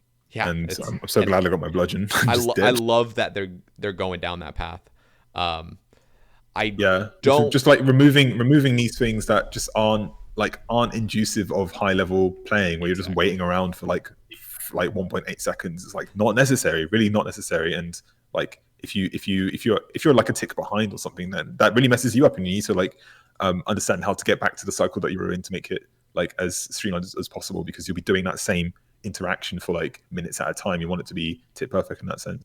You go ahead. No, you go. I have a question now about mini games. So, do you think every skill should have a mini game? And before you answer, do you think mini games are healthy for the game? And just the mini games that are already in the game that aren't related to skilling, for example, like Trouble Brewing, Barbarian Assault, Castle Wars, things that are not, that is the skill. Where like I feel like Volcanic Mine, Winter Todd, this new Fishing Todd that's coming out, all of these are kind of mini games that become the skill. What are your thoughts on just mini games in general? Do you think it's healthy? Obviously, personally, I think most casuals love mini games, and I don't think there's ever going to be an end to it. I feel like they're just always going to be things, and they want to make them more efficient, which I want to hear your thoughts on it. Yeah, so when you were talking about mini games, like, and you mentioned Trouble Brewing, and then you mentioned Winter Todd, like, I see Trouble Brewing as a true mini game, whereas Winter Todd is just another skilling method. So, like, disguised as a mini game, right? So, like, these things don't have to be as rewarding as they actually are for them to be, like, still played in a way. I think back to Pest Control. Like, shit's still being played, really popular, because the incentive is there for it to be done, with rewards which aren't directly like Pest Control isn't combat, whereas Winter Todd is fire making, if that makes sense. So in terms of rooms for like different mini games with some sort of rewards which are benefit to other aspects of the game, and would be good to do, but then still a bit of like reward in an intrinsic fun in playing the game itself. I think those are really healthy. What I think is really unhealthy is having something which is so encompassing and like dominating over a skill, which then makes that skill a skill. And I'm very controversial. I think Sepulchre is, unfortunately, as good as that piece of content is, and as much as I enjoy it, is really just kind of ruined agility, I think. Because like Sepulchre, like agility is now Sepulchre. Yep. Because exactly my thoughts on it that I made a video of. Yep. Yeah, if it was just the course itself, without the insane amount of blood and soul runes that you get from it, just for starters. I'm not even talking about infinite Sanfu serums. I'm not even talking about rune two-handers and rune plate bodies. I'm not even talking about the infinite bond money you get from Ring of Endurances, like extra ones that you get, right? Yep. I'm not even talking about that. If it was just the course and it had those XP rates, that'd be pretty cool. But there would be other, like, without the rewards, there'd be other like things you can go do with agility to like get additional rewards, which would probably make up for that, because it's just so powerful. Yep. Like Sepulchre, like, oh, it's a mini game. No, it's a dedicated skilling method because it overtook that skill. So more mini games, I'm down for it. Fun stuff. Casuals can go do it. LMS, really cool. Unless the rune hours are broken. Castle Wars, all these things, I think are really healthy for the game, because without those mini games, then you just got the game. Like, I feel like leagues is kind of like a mini game, right? Yeah. Like, because it's temporary, it goes away, and then you're back to the main game. And you're just like, okay, what now? And that sense of like different things to do, different escapism. But it's got to have that balance of not overtaking the actual thing that it's thematically linked to, like Winter Todd, like this fishing Todd stuff, like Sepulchre, but also not as just dead as Trouble Brewing. Like, it's got to be a fine balance there. And Pest Control's really got it right, and I think they should look at that as an example of something that people still do, but isn't actually that big of a deal with regards to the skill that it's associated with. Hopefully, they get it right with Fishing Todd, where it's a cool mini game, you get pretty cool rewards from it, and that there are fishing methods out there like drift net, like two-tick harpoon, and like barb. Like, those three on themselves are like top tier. Like you can do any of those, and you're pretty good. Like, as long as it's like 20% under those, I feel like that'd be pretty good, and I think people would enjoy that. Anything even close to that, with like the extra resources and the extra like construction or smithing or whatever you get from it, or mining or whatever, that would really be unfortunate. So it's really just about the balancing where it is. What do you think? Well, first of all, I'm gonna just go back to your Sepulchre point. Yeah, go on. When I got the Ring of Endurance, I made a ramble on the Ring of Endurance and what my thoughts were on the course. I had only done like 14 KC at the time, but yeah, it's a shame that it's completely overtaken all agility.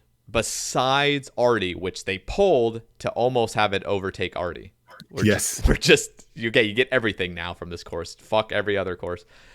So before, like a year before the Hallowed Sepulchre was ever even pulled, I had a thought that I shared on stream saying, what if they came out with a Ring of Endurance? I literally call it the Ring of Endurance.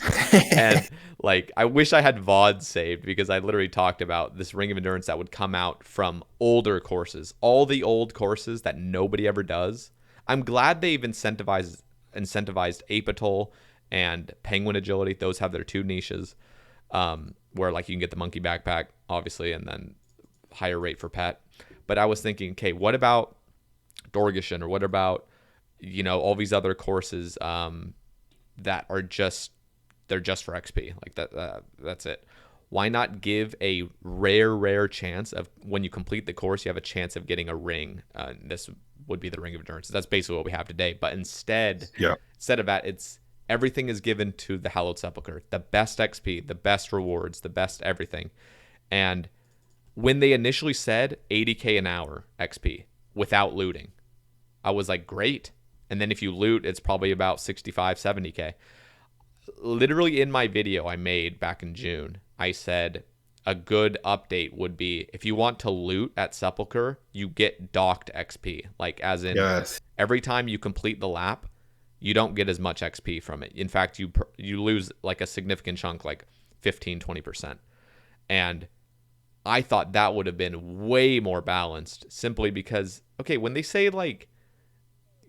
initially polled that this is without looting, dude, the end coffer is right next to the exit. Like, how, like, you literally loot the best chest and you lose like 10 ticks maybe. Like no, you should really be docked. And that was my whole argument. Like, again, when I actually do Sepulchre years down the line, and like, I'll probably be enjoying it because it's just busted as hell. And it is a very fun minigame. Like, I will be completely honest, it's super, super engaging, super fun. Yeah, it's a perfect skilling method in terms of the level of engagement and skill needed to demonstrate every lap. Yeah, but that's just the shame about it, is that it's too good, and every other course has just been completely just overshadowed by this. But again, like when you go on with other mini games, I think a revival of some mini games. And again, back to Clue Scrolls, something that could easily revive some mini games instead of offering GP incentives or, skilling stuff. Just give Clue Scrolls at a decently competitive rate where like, okay, like I want to, like this is actually something I'm willing to do, and this is not going to increase bot activity or anything else. This is just a simple way to get, clues or something. But yeah, definitely. Like more Sepulchre stuff. Like when you're saying they should reduce the XP once you loot, I totally agree. But the thing that makes Sepulchre more busted for Ironman is that you build the last bridge anyway for the con XP because it just macro makes sense. Yeah. But shout out to you, DK Ho. He did the calcs for this one. It takes 33 to 34 ticks to then cross the bridge, run to the chest, loot the chest, and then run back. And in those 34 ticks, you gain it's like 14.4 mil GP per hour. Like if you like have those ticks, and like so if you spend that extra time, it's like that amount effective per hour. Damn. Because you get 80 agility for crossing the bridge. You then get Plus two. the You get thieving. like, I think you get the 200 thieving XP for opening it. You get the blood runes, the soul runes, the alks, everything. You get all that. And then you cross the bridge again. You get an extra 80 agility XP. What a great calculation. So in that 32 tick window, you gain 160 agility XP, 200 thieving XP, and like 100k of GP. And if you like account for the amount of XP, agility, and thieving that equates to in GP terms, it turns out to be like around 14 mil GP effective per hour. Jesus. So Well, just on looting that didn't chest convince alone. every Iron Man to loot. Is it floor 4 and floor 5? I know it's that last. No, it's floor 5. Is that all you loot? What about that last? Or I'm trying to think. Is it floor 5 that right before you go down the Floor stairs? 4 one with the dust. With the dust, there's floor 4 right at the end. Yeah. I don't think that one's worth it. What's the crossbow myth grapple thing you do? Is that considered floor 5? Yeah, that there's a floor 5 one with that, and Okay, there's an enchant one. okay, So I I'm think only thinking of shout 4 or 5 out to you, shout out to Ari Slash as well. He's been in Sepulchre recently on his hardcore, and he's just instinctively looting all of floor 5 for the GP on hardcore. And yeah, he's getting insane GP per hour just because it's just like, oh yeah, you don't really lose that much because it's only if you think about it in terms of effective rates, not just hourly rates. Again, like the ticks that you spent to get that GP is just like wow, crazy, and you don't lose that much really. Yep. So yeah, Sepulchre's super busted and should probably be enough. So yeah, in terms of like just thinking about. Just give the casuals what they want in terms of the mini games. Like there's the game within the game, but then there's these different storylines and methods that we do, like clues or skilling or PVM or PvP or whatever. You said you enjoyed PvP. Like I enjoy PvP, not Predator versus Prey. Yeah, I enjoy player consenting. When I was listening to you to talk about that in the last video, I was like, yeah, I totally agree. Like again, what's the opposite of a shout out? Like a shit in to manked. Like stop complaining about PvP. Just go kill people. Like in WoW, right? There was arena and there was battlegrounds and there was like duels, and then that's all they had for all this time. And there was no need for all this other stuff. And like when you're fighting someone else who on your skill level and you're determining your skill for it, yeah, you do need to actually have that interaction. You can't just have the complete niche and meme of a game mode in air quotes of PvP be supported by the developer when there's so many other things catered to you, and the incentive for it to be done there is just stupid shit because you're not policing your own community in the first place, and like and the aspects that come through that. So like yeah, just like I feel like they should do like an elo system. They should do an arena system similar to World of Warcraft and just call it a day.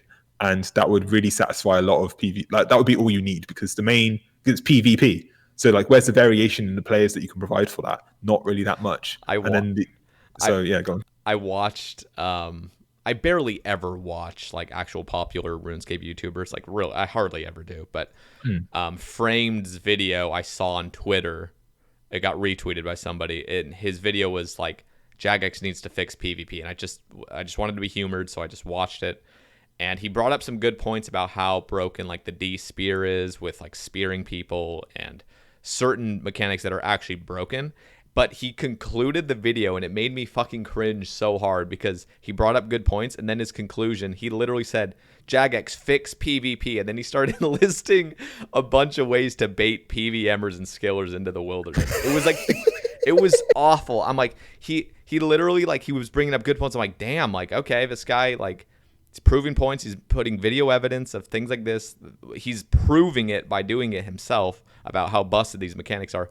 And then he finishes the video with, we should add implings to the wilderness. We should add more clue scroll, like wilderness clue scrolls. We should add more like loot for PvMers. Like, I'm like, oh my God, dude, this is not like, do you understand what you're talking about? Like this revives PvP for you. Like this revives your agenda of, I want to kill PvMers and make YouTube videos. Like this is not. They're not. Reviving PvP. They're not PvPers. They're PvMers, but the M is just the P.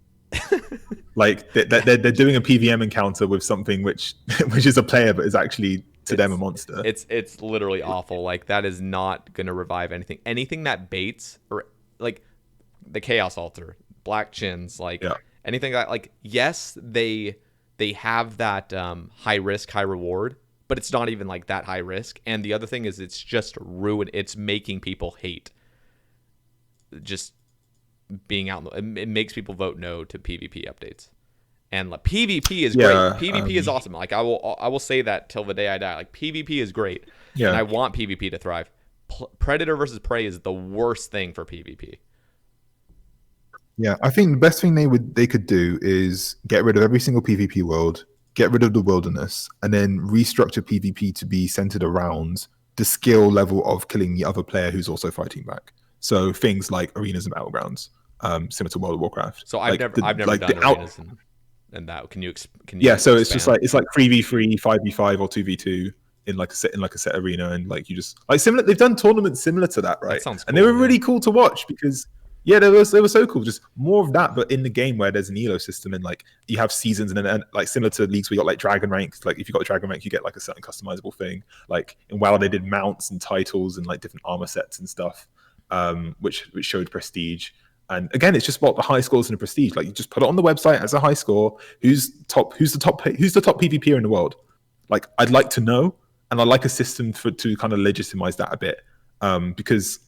Even though there's RNG to it, there's also the sense of consistency there, and you don't find that in Deadman mode, and you don't find it in an invite-only All-Stars tournament. You only find that in community events, kind of, but there aren't that many of them there to really do that. So if you have like a longer-term, dedicated seasonal aspect to PvP, true PvP, not PVM, which is just a P instead of DM, then that would be fine.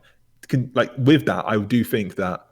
You would need to get rid of PvP worlds, so like no one's just outside the Grand Exchange just fighting each other. It's just so stupid. Just have like that more like sustained battle of like max gear, go for it, and whoever's the best. Similar to like tournament worlds where you just gear up and then you just go for it. And that, I feel like that would like just completely revive PvP for people who actually want to PvP, not content creators like killing people in 2200 worlds for content. I was like, I made like 17 mil this video, hooray! It's like, congratulations, you didn't win, but whatever. Like it's and I feel like a community who like relies on killing other players who don't want to fight and are just begging the developers to actually do the work for them just doesn't deserve any love, I think. Yep. Especially, I just feel like that type of mindset of like just save us. It's like instead of like, I mean, shit. If like shit into frames, like if you're like a super high level YouTube content creator with mass amount of subs, part of all these like content discords and things, and all these like what was it? I think Sea Engineer and Torvesta like fought battled hardcore Ironman against each other. Like that was really funny. But like you can collaborate on that level, but it's like people who consent into like participating in that type of content. You can create events like that. It's like I want to know. Like here's an idea for any PvP content creator out there. It's like video title. I want to know like who's the best PvPer in RuneScape, and then like okay, this is like a big long like whoever it is, sign them up. We're doing a big tournament. Cash prize of $1,000 from your ad revenue or whatever, costs nothing, and then like you start it, and then that's your thing, that's your idea, and then you go from there and you really create a thing where you host one every month, and every month there's like a bracket that you run for a week, and then you make sure that all the ping's fine and everything, and then you just do it. and you maybe get Jags to support the worlds, but if not, then you just like you sponsor the gear needed for it, because you've got a whole community of PvPers apparently who really want to see their community thrive and have events in there. So surely they'll just poke up the GP needed for all the best level gear, right? Because and then just loan it out to them. Obviously, there's going to be scammers, but then they're disqualified, and then their reputation gets shit on by a 400k YouTube channel. But that like these are just things that you could do off your own back, which you don't need Jaggets to do for you, or trick people into catching black chins for your 50 chins because they already got PK'd already and banked earlier. Like it's just like there's so much more they can do without just complaining about it. It's just really annoying me now. Yeah, no, I've always somebody had mentioned on Twitter like a year or two ago of just, you know what would revive PvP? Get every wilderness, like remove all wilderness bait basically, and make the wilderness this dead fucking zone where if you want to go and fucking find somebody that's also trying to find somebody, it's like, dude, you can go fucking fight to the death. There's no other incentive to go out there. It's just this fucking barren wasteland. You can do whatever the fuck you want, and that's it. Like if you're out there, like why the hell are you out there? Like you're looking for a fight, you know? Where it's like, okay, just let it be this barren wasteland with nothing. Like make it that, and then so somebody had tweeted that. I'm like, holy fuck, that is what PvP was when we were kids. There was no reason to go in the wilderness besides greater demons to get like a rune full helm. Like there was no other reason to go out there besides you're looking to fight, you know, or you're looking for a thrill to like go out in the wilderness. Like that, I feel like that would definitely. Like I don't know what would actually happen in today's day and age if that had happened, but like, dude, like I would be willing to try that because that seems awesome. Just barren wasteland. There you go, PvP. Do you remember when? Yeah, speaking of like PvP and like, so do you remember when LMS was first put in the game, and it just like died immediately? You have like 10 prayer points, and the whole thing was based on prayer flicking, like smiting. Yeah, I thought that was awesome. Like, so, like I obviously didn't pay attention to it enough to realize why it became so popular now. Because I know it is actually a pretty popular game now. People like just play it like as its own mini game for PvP. But obviously they changed something to incentivize people to play it more and enjoy it. So and obviously wasn't bringing in people who don't want to PK to PK. They brought in people who wanted to PK and practice that, and have that in their own location. Like, oh man, like what are they really complaining about? Like they've got a lot there. Like, I remember seeing a tweet from Mank saying like, oh, imagine a game without gargoyles or all these other things. It's like, yeah, perfect. Like, I don't actually want updates to this game. I kind of like it the way it was. Like, you obviously don't understand the people you're trying to entice in. After I watched that framed video, I understand now what PKers want. They want to be able to kill PVMers. They want to, like, that's just it. Like, that's revive PvP, is get their way that just annoys the fuck out of other people. Like, that is renewing PvP, where they have so many people out there that they can just fucking prey on. Like, I'm not even kidding. That's what it sounds like. I might be wrong, but like, that's their idea of reviving PvP, and that's why it'll never be revived and that they'll keep complaining, is because the thing that they want is like fucking stupid, and it's only good for them. It's like, yay, more people out in the wilderness I can fuck around with and just attack and steal their shit. Like, it's so stupid. Like, why don't you just fucking fight somebody that is gonna dominate you? Like, yeah, exactly. You don't want to, like, because you're fucking bad. Okay, now I'm just ranting, but like, I don't know. I just moving on. So it's near the end of the year. Reflecting on this year in RuneScape for you, what were some of the highlights? Highlights. I completed a lot of my goals. I got Scythe. I maxed last year. I guess that doesn't count for this year, but I was maxed. I got my Scythe. I got a Bloodhound. Was never my goal, but I got my Bloodhound. I completed my 1,000 elite goal, and I have not given up on hunting my mace yet, and I'm very proud of myself. And I still have about 3 weeks to maybe get a mace before 2021. What about you? Yeah, you got that Bloodhound kind of sneakily. I remember you like showing it off in like a video and never announced or anything. Oh yeah, that was funny. It was very unexpected. I was kind of sad I got it in a way. Yeah, especially with how many elites you're doing. I'm just gonna keep doing masters, but yeah. Yeah, of course. Yeah, what about me? Well, I knew going into the year that I wouldn't have that much time to play, and I'm proud of myself for learning new things about the game, which I thought I would never do, like the Inferno, for instance. I'm proud that I'm able to have a bit more of a holistic view of what my place in the game looks like, instead of it just being endless skilling, doing the best methods and then eventually getting it. Like the level of consistency I've put into this game, I think, despite all of the other commitments that I've been under this year, voluntarily, obviously, it's Yeah, beautiful what I'm experiencing right now. But in terms of like, if I have just my game hat on for a second, doing that in balance with that is something I'm I feel quite accomplished of. Yeah, and I'm really looking forward to next year in terms of just seeing where that mindset shift goes. Like, I've not been dedicated to any particular goal except for my main goal of 20 mil ore, which I have gotten now. Congrats.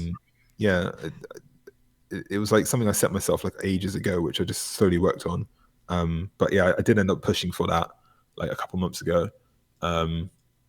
So like that's like the biggest like goal I had in mind. But I'd have to check the Olympus goal channel to see what my latest goal was. But yeah, it was Inferno, then it was Gauntlet and all these other things, and just like learning those things and then starting to learn Cox now. I think is going to be like open up a whole new array of game mode possibility for me. Like if I could just send endless CMs, solo CMs, that'd be really fun. I think I'd have a lot of enjoyment in that, just like trying to get my time down. I have a quick thing to add. Just with you getting your Infernal Cape, did you notice like a kind of reinvigoration for the game when you realized something just for years that you had just kind of put off? And I'm assuming like I was intimidated by the Inferno, and it would almost depress me from other aspects of the game because it was just this thing on my mind. Like how did it feel to finally just like overcome it and just be like, okay, like shit, this like I have control like of this game now. It feels like almost like what were your thoughts when you actually got your Infernal Cape? Because for a lot of people that's like massive. I had a big smile on my face, and I mentioned this to Duke as well. Like I justified not going for it because it wasn't macro efficient, but that's just a giant cope. Like that I've gained so much more out of the hours I lost in total going for it than I have not going for it. If that makes sense. Yep. Yeah, it's the sense of achievement you get is incredible because you still have like I'm not sure what it'd be you, but like I watched every single like Inferno stream came out the first week. Like I was glued to Twitch. Oh yeah. Every single attempt. Like just watching like Wooks' viewers go down by like 20k when he like died on Zuck, and then just like swapping to the next person who's like most in wave. Yep. And like they're moderate, like the moderators in the chat would update wave by wave for the title. So like all caps, so you just kind of knew what was going on. And it's just like having that image in my mind of it being that difficult, I never really shook until I got into it myself. And I'm like, it's actually okay. And there are some like good guides out there now. And, you know, you've got things like tile markers and stuff, and metronome I used, and all these other things, like in terms of like the general sense of like where to stand, where to go, how to approach this particular scenario. And then you're like, oh shit, like if you step out this way in this particular orientation or like compass direction, then monsters interacting this way, and they're all based on the southwest tile. And I'm just like, oh, like, and is this how the game works? This is how actually the game is played.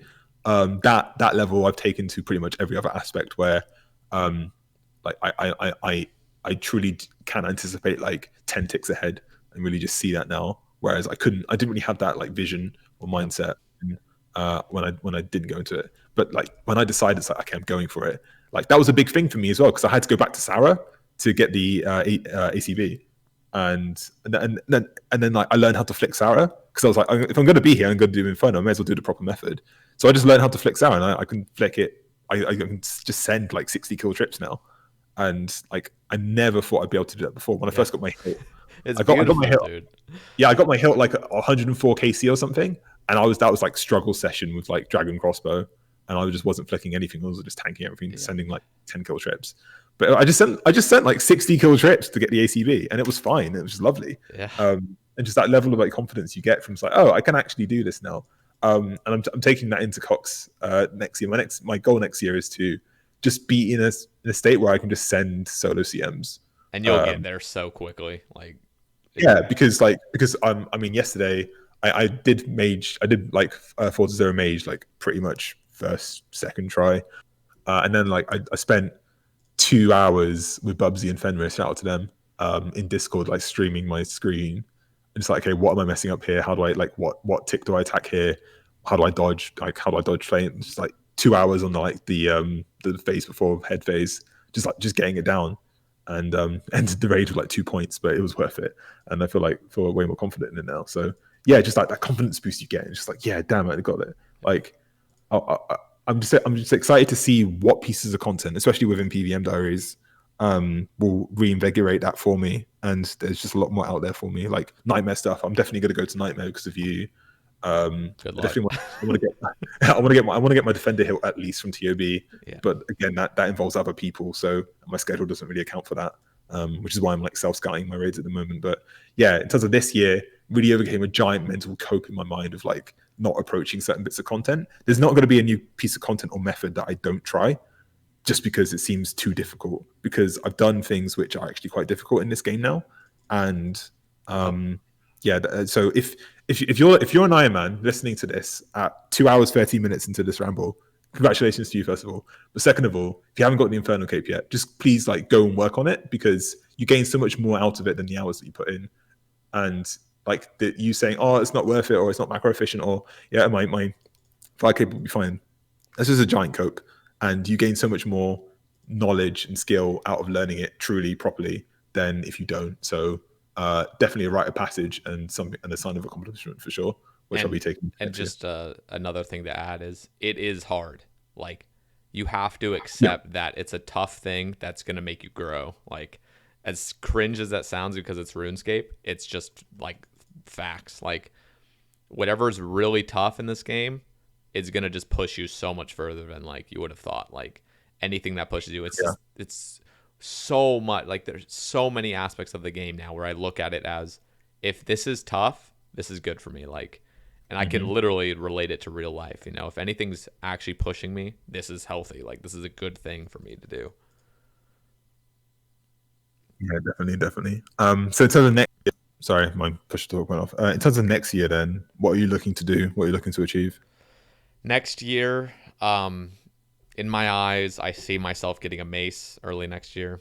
Hopefully before next year even begins, but you can't be too hopeful now. I'm saying December 11th. I'm saying in 2 days you'll get your mace. Oh yeah, I've always said December 11th. I gotta is your yeah, you best December 11th. Just title it. Yeah, that he told you get the mace. December 11th, 2021. Now, yeah, like honestly, next year I'm extremely excited. Like, so there's a different aspect to the game now, and that's involving streaming. And I'm so blessed to be a streamer. Like, I'm just blessed to have gotten the exposure that so many people never end up getting. And I'm not saying I'm like a huge streamer or anything, but I'm just blessed to have an audience now where I can stream, I can go live, I can basically support myself and be able to play the game I absolutely love. And like, so I'm excited to see what happens next year, and I'm really excited to start on the true grind I want to do, which is to complete the elite clue log, which is going to take on average another 5,000 elites, and I'm going to get on that. And then the calculations just behind that is I need to be killing efficiently Sarachnis 6 hours every single day for 3 years in order to accomplish that. And that's not including doing the clue time. So I'm extremely excited. I know that's just like, what the fuck is wrong with you? But like, it's something that like I don't feel like I will ever burn out on. Like, I could see myself burning on doing Sarachnis all day, but I can never see myself burning out on clue scrolls. And the fact that Sarachnis is the most efficient for clue scrolls will mean that it's hard to burn out of something that's the most efficient for it. So, but that's literally my goals. Like, what are yours for 2021? I would like to have a sub 20 solo normal Cox. I think that'd be cool. Like all of my goals aren't RNG related, I think. because I could easily say, oh, I'm going to get a T-Bow, and then you could just be next 3,000 KC drive for a T-Bow, and like not having a T-Bow be a personality trait. Like, shout out to all the non-T-Bow Ironmen out there who have that as your personality trait. That's really funny to watch on Twitter. You complaining about something you cannot control. Yeah, things that I can control, like especially with like the quest speedrunning that's coming out. Oh my god, I'm so excited for that. So excited for that. Oh my god, like I'm a big fan of speedrunning in general. Me like too. I keep up with certain games like GoldenEye, for instance, and Perfect Dark. I'm really into that community. Mario Kart, really into. Just loads of other speedrunning games that and just general content for that. Like the fact that they're bringing it into RuneScape is going to open up so much of a possibility for people. So fucking excited. I cannot wait just to watch the world records of those. Like I like watching world record gauntlet runs, nightmare runs, all these different things. Just like seeing like Cox run, like seeing the things that people do to like push it to the limit and really master the game, even on the quest level. Like I want to see like speedrun Song of the Elves, or like speed on Dragon Slayer 2, just like constantly repeated and repeated. And it's like gonna be fucking awesome. That is content. Like that is content. Yeah, absolutely. Like, and you can do like, if again, shout out to all the YouTube content creators, the popular ones. Like, if you beat this time, I'll give you a shout out on my video. Or like, you can run a competition for a week. So, like, beat this time, and then you'll get like a prize or something or whatever. And like, you're just like, you'll bearing witness you improving at something which is like kind of niche in that area. And like I'm sure there's going to be like new content creators for RuneScape who will just focus on speedrunning content, and that's going to be a big thing I think that people aren't really paying attention to, because a lot of the time-based things at the moment are centered around like the hardest stuff in the game, whereas everyone's done every quest pretty much, so people are familiar with it, and they're like, oh my god, Desert Treasure took so long. It's like you see someone do it in like 20 minutes and you're like, what the fuck? And like that level of like, oh, everyone's played Ocarina of Time, but it took us like 40 hours, and someone does it in 7 minutes. You're like, what the fuck? like that level of like exposure that can be done. It's like they did like Monkey Madness, like really classic, iconic RuneScape quest in like 12 minutes. You're just like, holy shit! Like, what is this? And like that level, I'm really excited to see how people gravitate towards that. Yeah. So similar to that in terms of like time-based stuff. A lot of like PVM stuff. I like to get a sub 20 Chambers of Xeric. That'd be fun. What else? I like to get. See, I said 30 mil ult when I was rambling with Duke back in July, but I want to say 25 mil ult just because fuck smithing. I'm not doing another 10 mil XP worth of smithing. Do you really? Okay, I understand. You probably do the ultimate Ironman method. I do, yes. Okay. Well, all I will say is if you do enough chambers, you're gonna get a bunch of Addy ore and shit. Dude, the coal bag is incredible. And I know it's not efficient smithing where it's just gold ore. But like, I think if you give, if you like send your other ores that you're going to get a fuck ton from PVM, you're really going to enjoy Blast Furnace now. Like you might already enjoy just like if you already had banked gold ore, you might already just enjoy the gold method. But like, yeah, I enjoy that. The coal method, it's actually so satisfying. It's so streamlined. So like if you haven't done that and you get a bunch of banked other ores, I think you'll really enjoy it. Like I love smithing, but then again, I'm not looking at it in the eyes of go world hop thousands and thousands and thousands of times. So yeah, I definitely want to remove. So looking forward to that. Yeah, I'm looking forward to doing barb lore. Like, are you familiar with barb lore? I've seen something on the either Olympus or Summit channel of them doing that, where they make like their staminas into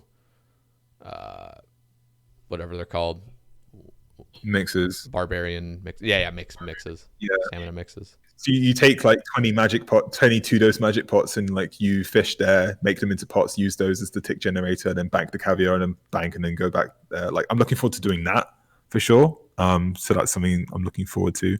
I'm gonna get 50 mil Slayer soon. Like I'm splitting my time between Sepulchre and Slayer at the moment, because that's where my skill hopping is lying.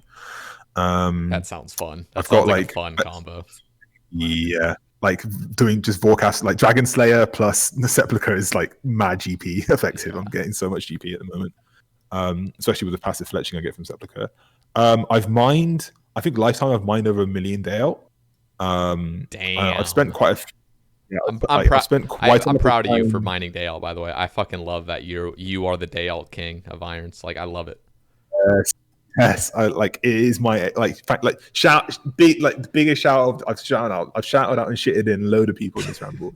Biggest shout out to Duke for telling me about Mobile Dale. Oh my god, I've absolutely destroyed my phone's battery just doing Mobile Dale like when I'm out walking my daughter or like by myself or like she's sleeping or I'm just like or I just go on the toilet and I'm just like pull out my phone Dale for like two rotations and then I just call it quits. Like it adds up over time. That's the thing about me as well. Is that consistency of just like your AFK time is just dedicated to Dale. I might swap it to getting blood shards if I'm going to be doing a lot of solo raiding, just to make it easier. But I've definitely probably mined over 1 million Dale shards lifetime, and I'm not stopping anytime soon. So I'm excited to see where my rune crafting goes then. I'm also being like slowly convinced to do lavas instead of ZMI. Because it's just a better method in general. So. It's extremely satisfying too. It's a fun method. I hate that you even have to like. I hate that it's even equal to ZMI. Like I agree with you. Like I like that you love the ZMI method. I've never truly been a fan of ZMI just because of how easy it is. And I'm sad that there wasn't a decrease of multiplier with Dale with ZMI because it's just as good as Lava's, which just disappoints me. But it is what it is. Yeah, and so yeah, I think I'll be spending a big chunk of my Dale essence next year, just to see where my rune crafting can go. And yeah, that's pretty much it. I think that's all my goals. Just like fast times and just getting some more base goals out of the way. Like I'm pretty much done with 25 mil base except for construction, agility, which is just going to come from me playing naturally, smithing, fishing, cooking, and woodcutting. That's it. Like really, really easy skills that I can just get up because I've got them all banked, and it's just kind of simple, right? So yeah, I mean, I'm going to take it pretty PVM focused next year. I think.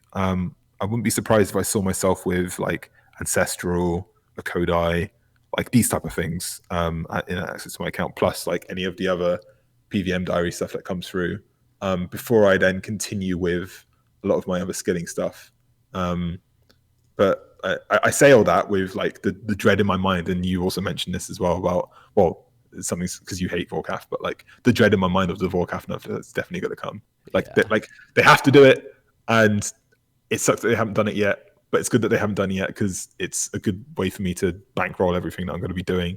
That is the one. Like, although I'm thinking like it doesn't matter what anyone says, you just play the game. You just play the game. And like, you know it won't. Like that's not the end of the world. We have Sepulcher now. We have of course, so many other things. Mahogany Gnomes, all of that, yeah. Which I really enjoyed. But like when it happens, and like I'm that person that I was back in 2017 when they nerfed Zora, and like I had like 2k KC and like everyone else had like 15k, and it was so far ahead. I was like, oh, I should have done more Zora, and I don't want to be in that position now with Warcraft where it's like 3 times as good as what Zora was back in the day. Yeah. Probably even more, to be honest. So it's just like really at the back of my mind. I should always be slaying. I should always be doing Warcraft, but Sepulcher is just way too fun. It is fun. And I've got other goals. So yeah, really excited to see you actually get the mace. I think once that happens, it's going to be like a big weight off your shoulders. Oh, because it will. Such a huge one. Because like you've set yourself up now, especially with you streaming and whatever, to like you are the nightmare guy at the moment. But you're not the clue guy. You're the clue guy, but you're the nightmare guy first. And it's just like as soon as that happens, it's done. And it's just like, oh my god, finally you can just continue and just do this stuff. It is sort of nice to have that weight because it's something where it's like when you have a weight on your shoulders, it's like it makes you appreciate something where like if there really is no weight on your shoulders, it kind of makes you like lose focus, I feel like. So I'm trying to just see the positives of me having to grind like really hard for this. And what's the biggest barrier for you sending Nightmare at the moment? Literally it's my mindset. It's my mindset is mostly negative, and if I die or mess up and like, or if a server lags or anything like that, and throwing not only like 15 minutes of time, but also supplies, and just completely, I overthink just how much of a waste of time it was to die or something. Anything like that, anything that throws off my rhythm of getting consistent completions, it's like exponential because my mindset's not in a good place, where it's just like, because I went 5 times the rate for a TOB weapon, and like I know what dryness can be. I haven't had like horrible experiences, but I think like the favorite sorry, the favorite thing you ever said was like, no one knows what true pain looks like. no, but like, let's be honest, Corp, nobody knows. Nobody's seen it yet. But It's just like no, that really that's how perspective. that's how I feel. And luckily I got a harmonized orb, which kind of cured that sort of like just fear of just not ever getting anything good from Nightmare for so long. But seriously, like, you really don't know how long things could seriously take when an item is 400 hours average. Like, going 3 times the rate, 1,200 hours, 4 times the rate, 5 times the rate. Like, you really don't know. Now, that's very rare to happen, but like, it's happened, and it's just a terrifying thought. So I try to not have, that's been my frame of mind, where it's like I just go to Nightmare and it's like I just do it. Like I'm not even like assuming I'm going to get a mace. It's like I like that excitement's out of my mind. It's just grind this for 15 minutes for no reward, go back, do it over again, and it just like feels endless. So I got to fix my mindset on Nightmare, but yeah. Yeah, I feel like obviously I haven't hit that level of dryness in anything. Probably Barrows, but that's just such a short grind in comparison. Yeah. Back when I did it, it was big for me, but like I got that sense of that after I passed like 500 KC at Character Gauntlet without a blade. And at that point, I was just sending constant runs. Just like, if I died, it's whatever. Just send it, just keep going. That's what you're good. Yeah, that's what it's got to be. Yeah. And I feel like that's what I'm good at. Just like endurance, rather than like caring about like the failure of it, because we're all human, right? Yep. And we're all going to make mistakes eventually. And there are things that's like what's in our control, and we can work on that to make that consistent, but it's never going to be 100% consistent. But then there's always things outside of our control, which like the RNG, for instance, or like the server lag, or that is inevitable and should be accounted in our mindset when we go into these things, especially with like the chance of occurrence over this long period of grind anyway. I feel like it's a really healthy thing to approach it as like, it's going to happen. When it happens, I'm not surprised. And if anything, like, I expect it to happen and welcome it, because I welcome the journey of getting the reward at the end. And it's like, it's about the journey, but like you're like, the reward comes from the execution of the path, not the end, like not getting to the end of it. Does that make sense? Like, that's how I see 200 mil. Like, when I get it, I'll probably feel some sort of satisfaction, but nowhere near the level of satisfaction I knew of like actually doing it. There's like the getting it done, but then there's the actual doing it and the action taken there, which I'm deriving a lot of my goals from at the moment. So that in line with that, I know most of my skill goals next year of like speed and just getting better at the game in general will really contribute to that, and probably extend the period of time I play this game. I mean, inevitably, because I'm not getting 200 mil or completing anything, but in other aspects, just keeps me going. So yeah, get that mace, bro. Honestly, I appreciate just get the drop, bro. Like, is there anything else any other topics that we should hit on? Like, I feel like we've talked about a lot of different things. Is there anything else you wanted to mention? Like, we've wrapped up our goals for 2021. Yeah, I mean, just like, I guess like a call to action to anyone who got this far. First of all, again, well done. But second of all, like, we like me and Sae talked a lot about like something a bit more outside of the game. Like, there's like your goals here, but then there's like the reasons for those goals, and I guess I hope we're able to capture that vibe that was there back in the day when, you know, people were really discovering something new, because there is actually something new here to discover, which is like, you know, game's kind of solved. You just solo TOB or get an Infernal Cape a couple times, get the pet, and then it's done. Like, there is like so much more. Yeah, there's so much more here. Like, if you're feeling demotivated to play, and it's like, oh, it's just a game, or like, I've got some, like, do your real life commitments. Obviously, that's way more important. But if you're so inclined to watch a 3-hour ramble with two people who've never talked to each other before about a game mode within a game, which is within its MMO, like this really specific area, like, think about what you're tapped into, and then just like realize the potential that is here to really explore, and then see where that aligns with you in your game mode. Like, yeah, you may be the type of person who wants to go for all pets, but there may be other things here which you just aren't aware of because you just haven't been open to them yet. And like even me, when I start talking about these things, I get a bit weirded out because I only know from my perspective, and I see other people play, and I'm just like, wow, you're on like a different level, like clue level, like that clue stuff. Like I want to tap into that. I want to start doing all my clues. Like I'm banking all my caskets now. Like what's it like Frisian, or like just like, because that just seems like a cool thing to do, and I want to know what they're feeling, and I want to know like what their experience of the game is like. And it's all out there in terms of like the depth, and there's only the rabbit hole goes very, very deep, and it's good to enjoy that and just like enjoy the investigation of that. Get into like doing the best methods, get into doing the quirky methods, get into these goals that everyone sets themselves, get into your own unique goals which you can carve yourself off of. Get on Twitter, start sharing your achievements, start commenting on other people's posts, liking them, DMing them for rambles, make your own rambles, start talking about these things, and really let's not, it's not like a sense of like we need to reinvigorate what we had in the past because it's always been here. It just takes a sense of like tapping into it to then like bring it back out in your own individual way. I'm harnessing it at the moment in terms of my own particular goals, but that's just me, and I like to share that on my rambles. But what that also needs in terms of motivating me to play, motivating Sae Bae to play, so motivating every other high level person to play, and we all secretly have this. Otherwise, we wouldn't be in the Discord community we're in right now, and like maintaining and posting videos in the skilling Discord or answering all these questions, is bringing other people to realize the potential and what they have in the account, and really showing them what story they have there in their ironman. And that's the level I like to think of and like to take forward. So that's all from me, and I really enjoyed this conversation. Yeah, and just to add on, like Vatti and I, it's not like we started playing the game and we already had these aspirations. They grew, like these things like sprouted. Yeah. Like, so like you see any player, every player began as a noob, and every player like began with little aspirations, I'm assuming. Like not many people start playing this game for 200 mil all like, here, let's go. Like, so yep. It's step by step, but like I agree with Vatti's call to action to just like make your own rambles. I'm a huge advocate of people making rambles, people sharing their achievements. It's like what keeps you going.